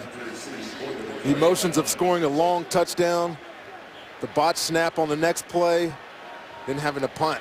Rocca over 60 yards his last punt, and letting it go out of bounds will be Spurlock. So Matthew Stafford, who has thrown for 325 yards, coming out to lead the Lions to see whether they can increase their three-point edge. Well, the Lions lead by 3. Kyle Shanahan and RG3, and there's a great deflation you can feel here at FedEx Field. And you know what, Rundy, it almost feels like there was a turnover, not just a missed touchdown. Yeah, when you miss out on opportunities like that, you definitely drain some of the energy out of this crowd. This is a big drive here for the Detroit Lions. Washington's shown the ability to come back, see if they can put this game out of reach on this drive. Joyke Bell out of the backfield will get the first down. Perry Riley Jr. defending, gets 16 yards on the play with 8 minutes remaining. Bell has caught 4 passes for 69 yards and has rushed for 56 yards. So a terrific all-round game. Remember, playing in place of Reggie Bush, unable to go with a knee injury this week. 1st and 10 at the 45 of Detroit. It's the same formation that they had the big play out of. It's flipped. And the handoff is to Bell. And Bell picking up a couple of yards. And the Lions right now don't mind using clock, but they know that there is still a lot of time to go, so they just can't run it out. And there you see Joyke Bell in the terrific all-round game he's having. Now, Reggie Bush has been so multi-dimensional for this team early in this season. Without him, there was a question about where that production would come from, but it's come from Joyke Bell today. He's had a great game. As he empties out of the backfield, here's the formation they've been running so often today. 2nd down and 9. Stafford going up on top, and the pass is caught by Chris Durham.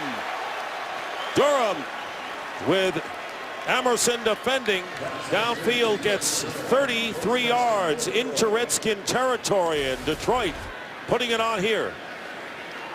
Redskins choosing 4-man rush, but they're playing man on the back end. Emerson one-on-one. Been having a good game today, but Chris Durham goes over top of him. A great throw by Matt Stafford, dropping it in the bucket there for a big gainer again. 1st down on the 21 of the Redskins. Here's Bell. Spinning away is Joyke Bell. Still going and very nearly gets the 1st down. What a hard-earned 9 yards for Joyke Bell after Brian Arakpo missed the initial tackle. It'll be 2nd and 1, and now we have under 6 minutes remaining. A lot of credit to Joyke Bell here. Play is going nowhere. You see him bunched up. Arakpo misses. Merriweather cleaning it up at the end, but Redskins tackling problems continue here late in the 4th quarter. 2nd down and 1. And here's Bell. Bell will seemingly have the 1st down, or let's see where they mark it. It's right on that yellow line, which is not an official line. And Ryan Kerrigan was right there. Reggie Bush watching from the sideline. Bush coming in as the leading rusher and 2nd leading receiver, unable to play today. And they're going to measure.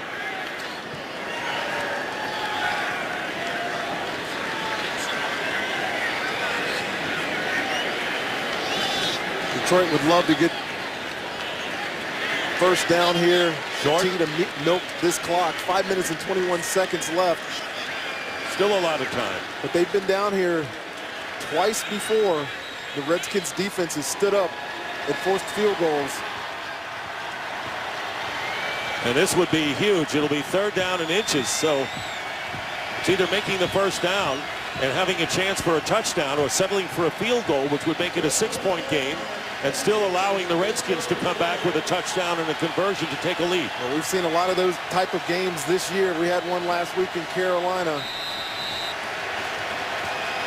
I'm sorry, in Buffalo against Carolina. 3rd and inches. Stafford comes out under center. Calvin Johnson lining up in the backfield. They give it to Bell. And let's see if the second effort is enough. And it was Arakpo and Kerrigan storming in. He only needed inches, remember. Where the spot is now, he does not have it, Dick. Interesting play call, some tomfoolery, if you will. If you put Calvin Johnson in the backfield as a distraction, just run the dive to Joyce Bell. He tries to go over the top. And this spot does not look to be a first down for the Detroit Lions. Scott Linehan already thinking about what they might do on 4th down and inches. This would be a big decision at this point. Still a lot of time. Nearly 5 minutes, and he didn't make it. In fact, he lost some. He lost a few inches on that play. So now what do you do? Joyce Bell lined up at fullback there. Quick handoff. But look at the penetration up front. And I don't know, Dick. They chose to replay that. That spot may have been a little short. In any event, they're going for it on 4th down and inches.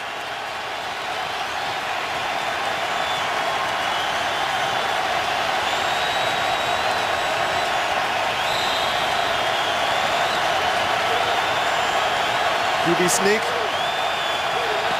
That's what it is, and he should have it and does have it. My partner got it in just before the snap. And the quarterback sneak by Stafford.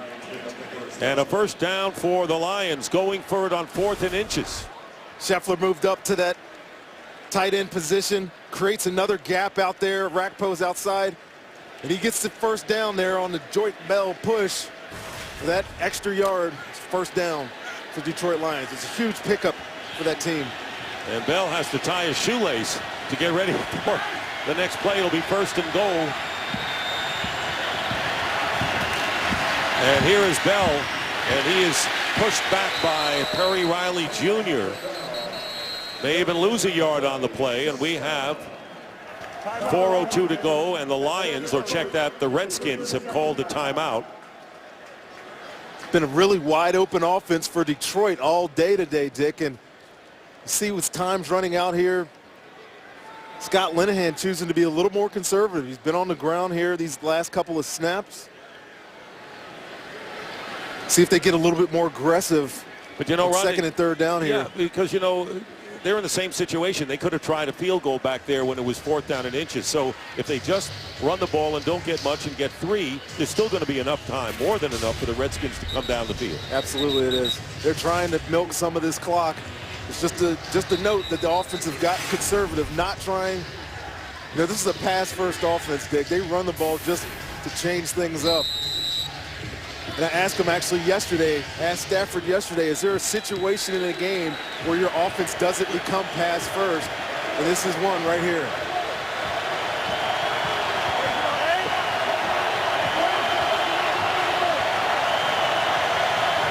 Ball is outside the 10.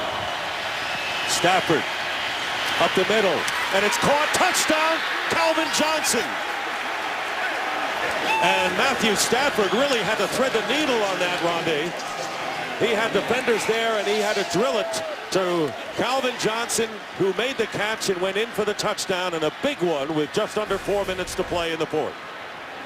Matthew Stafford definitely trusts his arm. He saw this all day. He's been effective throwing the ball. We just talked about them getting conservative. But when you got a guy like Megatron, and it was one of our questions early, can he be stopped? Right now, we know that he cannot. No. Touchdown for Detroit. Not at 7 catches, 115 yards. And now David Akers. And the Detroit Lions have opened up the biggest lead either team has had in this game, 10 points, 27-17. A huge game, not only for Calvin Johnson, but for Nate Burleson, who's going over 100 as well. Another replay. See Calvin Johnson up here. D'Angelo Hall's covering him. See Matt Stafford by sometimes just a slant, playing zone. Merriweather tried to come over the top and make that play. But you give him that much space, zone coverages, he's big enough, he's strong enough. He's got great hands, and he's got a quarterback that's wanting to deliver him the ball. It's hard to stop him. Well, if you were a fantasy player and you had Calvin Johnson today, you're dancing in the streets with 7 catches, 115 yards, and a touchdown. Matthew Stafford has thrown for 385 yards. His second going over 300 this season. Did in the opener against Minnesota and has 2 touchdown passes. This game has been close on the scoreboard, but Dick, we noticing at the half and as this second half is going on that it's been all Detroit. They've been moving the ball. Matt Stafford's been efficient throwing it. Joyce Bell here in the fourth quarter has been a power horse running it. Washington Redskins just can't seem to keep up. The 2 turnovers by Robert Griffin III on what could have been scoring drop and the drop touchdown are going to loom large for this Washington Redskins team if they end up losing this football game. 9 plays, 71 yards on the scoring drive, using up nearly 4.5 minutes. Morgan fields it on the 1 and brings it out to the 25. So 3:51 on the clock, and again we remind you that the Detroit Lions have never beaten the Washington Redskins in Washington. 0-21 all time. They beat them twice when they were known as the Boston Redskins back in '33, and the last time was in '35 when they played in a ballpark called Fenway Park in Boston. Know that park well. Home of your Boston Red Sox. 1st and 10 on the 25. Griffin has to go underneath to Logan Paulson, and Paulson gets 8 yards. Really need to see a sense of urgency here by this Redskins offense, down by 10 with 3.5 minutes. They need a quick score, need a stop, give themselves an opportunity here. And incomplete again, trying to get it to Paulson. Redskins have 2 timeouts remaining and 3:28 on the clock here in the 4th. Redskins trying to avoid going to 0-3 on the year. New York Giants are 0-3 after having lost to Carolina today. 3rd down and 1.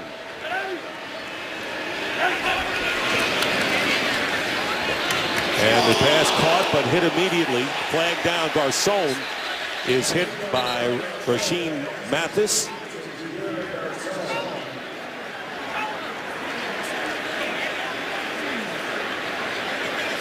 Personal foul, unnecessary roughness defense, number 31. A hit to the defenseless receiver. The pass was complete. The penalty is enforced from the dead ball spot. 1st down. So a penalty on Mathis. It's not helmet to helmet, but it's a defenseless receiver here. See Rasheem Mathis out here playing in the flat, reacts. I really do not like this rule, Dick. He's like playing his arm. zone. Looked like his arm. He's playing zone. Ball's coming into his zone. I don't understand how he is supposed to dislodge that ball, create an incompletion without hitting him like he did. And it looked like the forearm made the contact. I think regardless if he hit him with a forearm or if he hit him with his pads, the receiver and the league size. Should not have started to run. It should read 3:23, and then the clock starts on the snap. 3:23 on the clock. Thank you.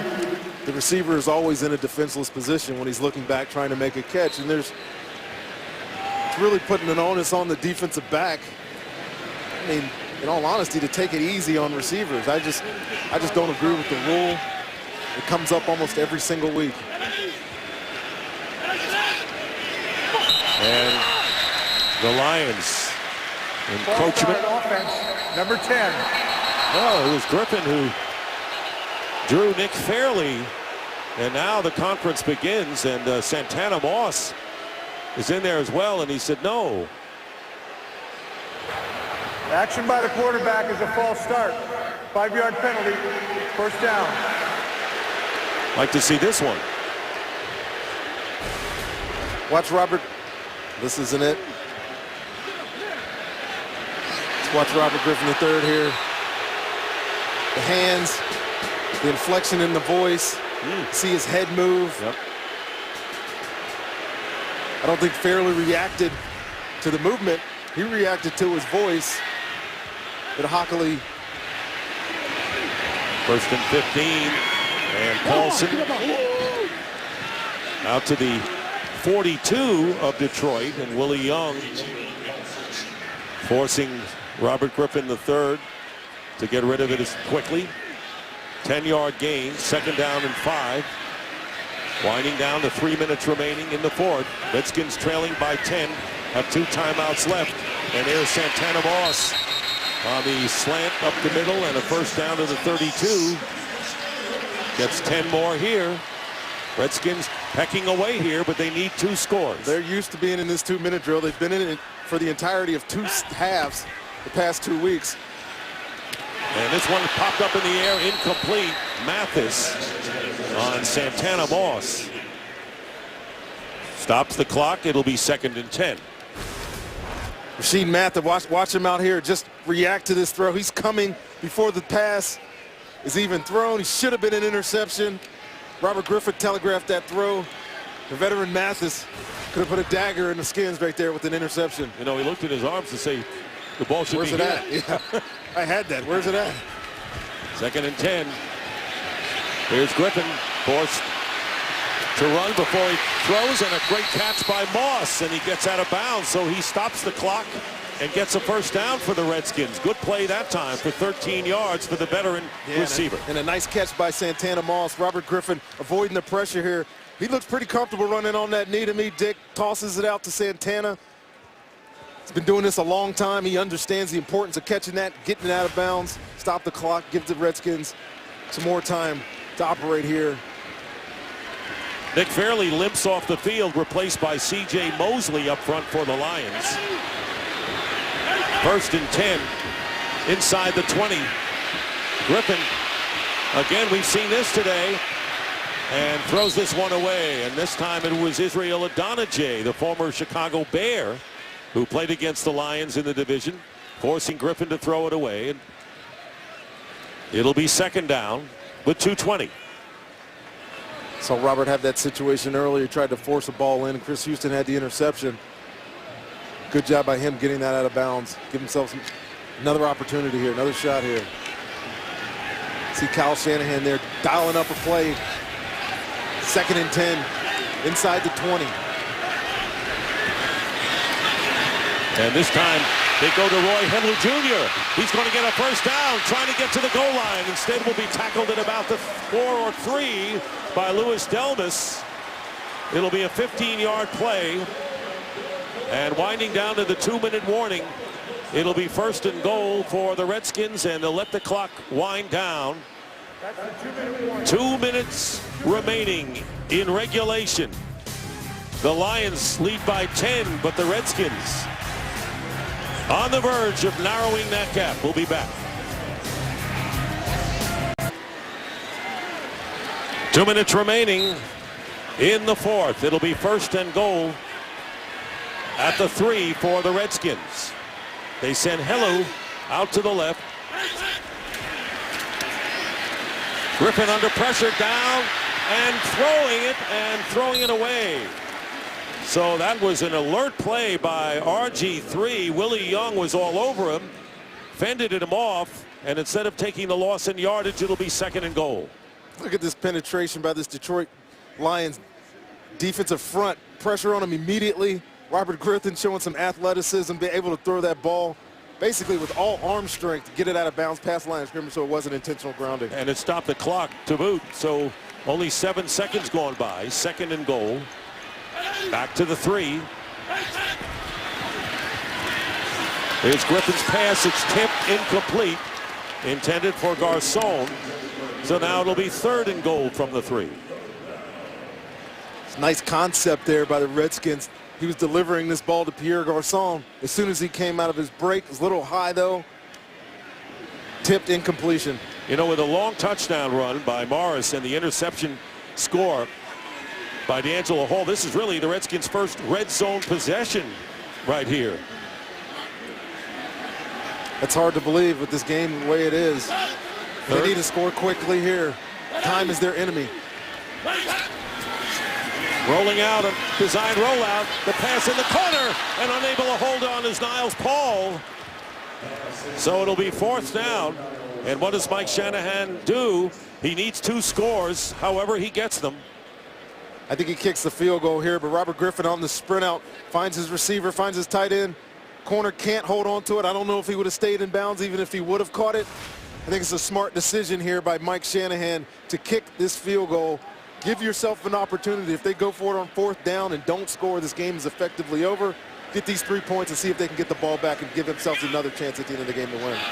21-yard attempt for Potter, who made a 43-yarder earlier in this half, and the kick is good. So the Redskins get 3 back, and it is now 27-20, and the Redskins still have 2 timeouts left, and on this scoring drive getting him 3 points, they did not need to call a timeout, which is a bonus for them. So right now let's take a look at the NFC East standings. We know the Eagles lost to Kansas City on Thursday. The Giants routed 38-0 today. Dallas beat the Rams 31-7. So the Cowboys at 2-1 are the division leaders. Yeah, it's a battle of attrition there in the East right now. It's early in the season. It's only through week 3. You know, last year I know talked about pushing the panic button for these Washington Redskins. They were 3 games below 500 past the midway point last year and went on a run. So there really is not a sense of panic. I know they would have wanted. They know they want to win this game today, and they still have that opportunity. But with the muddled bottom half of that NFC East, it's not over yet for these Skins. They were 3-6, you're right, last year, and that's worse than being 0-2. And they won their last 7 games before they lost to Seattle in the playoffs. You've been on teams that got off to slow starts like this. What was it like? Yeah, all you hear though is the stats that say teams that start 0-2 don't make the playoffs, 0-3, et cetera, et cetera, et cetera. You still got to play the game. They still have an opportunity as this season goes on to compete in their division and maybe win it if they get on a run they did last year, like they did last year. Lions will call their first timeout. So each team has 2 timeouts remaining. The Washington Redskins go to Oakland next week. The New York Giants play the 3-0 Kansas City Chiefs. And the Lions go against the Bears at home. Well, next week, let's run it down for you. It's a Fox NFL Sunday doubleheader. The Giants go against the Chiefs. Redskins head to Oakland, as you mentioned. And there's the lineup, and it all starts with the Fox NFL kickoff show at 11 a.m. Eastern on Fox Sports 1, followed by Fox NFL Sunday at noon Eastern on Fox. We get the pleasure of doing the Redskins again next week. Go out to Oakland and watch this offense against the Raiders. Try to get back on track again next week. So 1:40 on the clock. And they have Lions have a lot of players with can handle the ball. There's Calvin Johnson right around midfield for the onside kick, and here it comes. And the Redskins get it. Niles Paul. It had to go 10 yards though, and there are flags down, penalty markers down. Remember, the kick has to go 10 yards. But Niles Paul made the catch, and then the flags came down, and if it didn't go 10 yards, the Lions will get it. It definitely didn't go 10 yards there, Dick. Number 84 of the kicking team touched the ball before it went 10 yards. That's a 5-yard penalty. The ball is awarded to Detroit, and there's a 5-yard penalty. First down. Well, they give it a good effort right there. Yeah, 3 yards short or so. Potter really's got to put that ball towards the 45-yard line. Not giving himself a chance, or not giving his team a chance to recover this. Well, I'll say poorly executed kick. Give him credit for going up and getting that ball, but it's got to go 10 yards. Got to go 10 yards. And they practice, as you know, that's the first thing they practice. Correction, the 5-yard penalty is not enforced by rule. The ball will be Detroit's ball at the spot of touching. So no 5-yard penalty.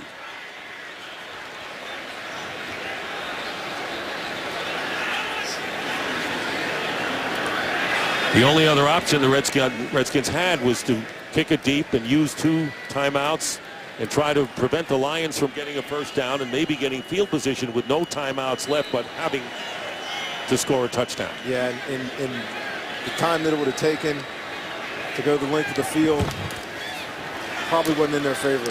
Joyce Bell. And he picks up a few, and the Redskins call a timeout. They'll have one timeout remaining after the 2-yard pickup. Timeout Washington, that's their second. It's a 30-second timeout. Matthew Stafford with his second 300-yard game of the season. 385-yard day, Dick. You see the improbable catch throw to Calvin Johnson. This was his favorite target. Him and Nate Burleson, both with 6 catches for Burleson, 7 for Calvin Johnson. Matt Stafford has a plethora of guys to give the ball to today, and he found just about all of them for his 25 completions. Big day for the young quarterback, 25 of 42, 2 touchdowns. The 1 interception was early in the game to D'Angelo Hall, but he's been as solid as you can expect any quarterback to be today. 2nd down and 8. And here is Bell again. And Bell goes down, and the Redskins will call their 3rd and final timeout. And it was a day in which it didn't start out all so well for the Lions. 30 seconds. As the interception by D'Angelo Hall in the touchdown gave the Redskins the early lead. That was the high point of their defense today, although they did have a lot of stops on 3rd down. So first 3 weeks, 2nd most all-time yardage given up by the Redskins. Kurt Menefee with a game break. Kurt? Well, the Browns traded away Trent Richardson. Maybe they knew what they were doing. Brian Hoyer started at quarterback, 3 touchdown passes. Jordan Cameron, 3 touchdown receptions. That's the game winner in Minnesota with less than a minute to go. And they wound up winning for the first time this year, 31-27. Dick and Rondé. Well, nothing new here in the NFL with great finishes, huh? Not at all. 3rd down and 9. And here is Bell. And Bell's going to be tackled by Stephen Bowen for a loss of 3 yards. And that will bring up 4th down. The Redskins are out of timeouts. So Matthew Stafford threw the interception. The Redskins had a 7-0 lead and was the only lead they enjoyed all day. As the Lions fought back to tie it up, they led 17-14 at the half. Tight game until Stafford hit Calvin Johnson with an 11-yard touchdown pass with 3:56 to go to open up the 10-point lead. Yeah, it looks like the Redskins will get this ball back with about 40 seconds or so on the clock. Lions are going to let this guy out. 5 yards. It's 4th down. Take the yards, gives himself some more room to punt. So another rough day for Robert Griffin Jr. Threw for 295.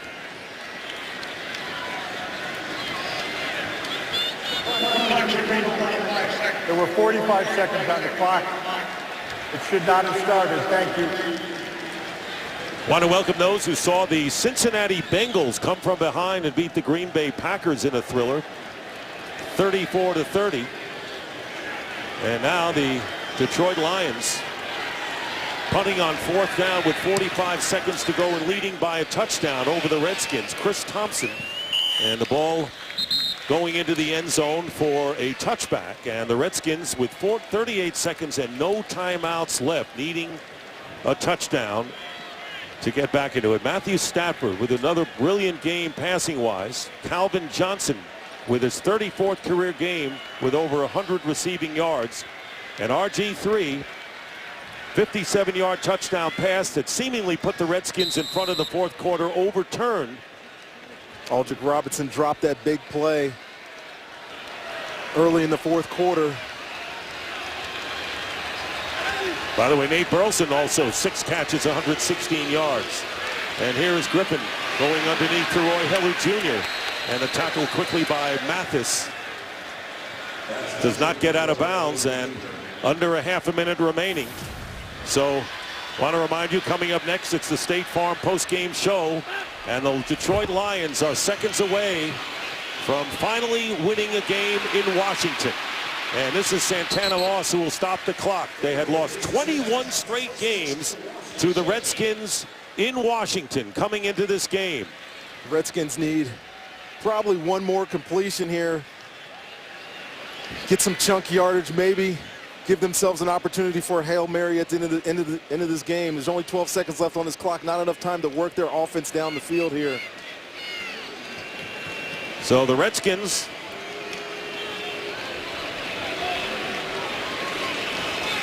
time running out. 313 passing yards for Robert Griffin III. He rushed 6 times for 37 yards. Still going in the pass to Roy Heller Jr. And he'll stop it with 6 seconds to go. And the ball just a yard inside Detroit Lions territory at the 49. And the Hail Mary has to come in now. The Lions prepared for it. Calvin Johnson checks into the game, as he does almost on all Hail Mary situations for the Detroit Lions. Doesn't mind catching one more. He doesn't. He won't mind one more reception here at the end of the game. Although, expect any Detroit player, this ball gets anywhere near the end zone, to just knock it down. And now the Lions will call a timeout. They still have one left. And Jim Schwartz seems upset about something. And that is their second timeout. Coming up next, a reminder, it's the State Farm post-game show. And keep in mind, Robert Griffin threw it from his own 43 to the end zone earlier. Well, he certainly has the arm, Dick. That's not the question. It's just whether he can find the completion here. Improbable, but it has happened. Well, Joshua Morgan is in there. Lions will drop 8. There'll be a 3-man rush. Fairley, Sue, Willie Young up front. They got Santana Moss, Pierre Garçon, Leonard Hankerson. Pierre Garçon is down here at the bottom of your screen by himself with Chris Houston. 5 seconds to go. He's got the arm. Here it comes into the end zone, and it's knocked away. And the game is over, and the Lions break the string. 21 straight losses in Washington to the Redskins. The first franchise win after 21 losses, and the Detroit Lions go to 2-1 on the season with a 27-20 win, and the Redskins drop to 0-3. And we'll be back to FedEx Field after these messages.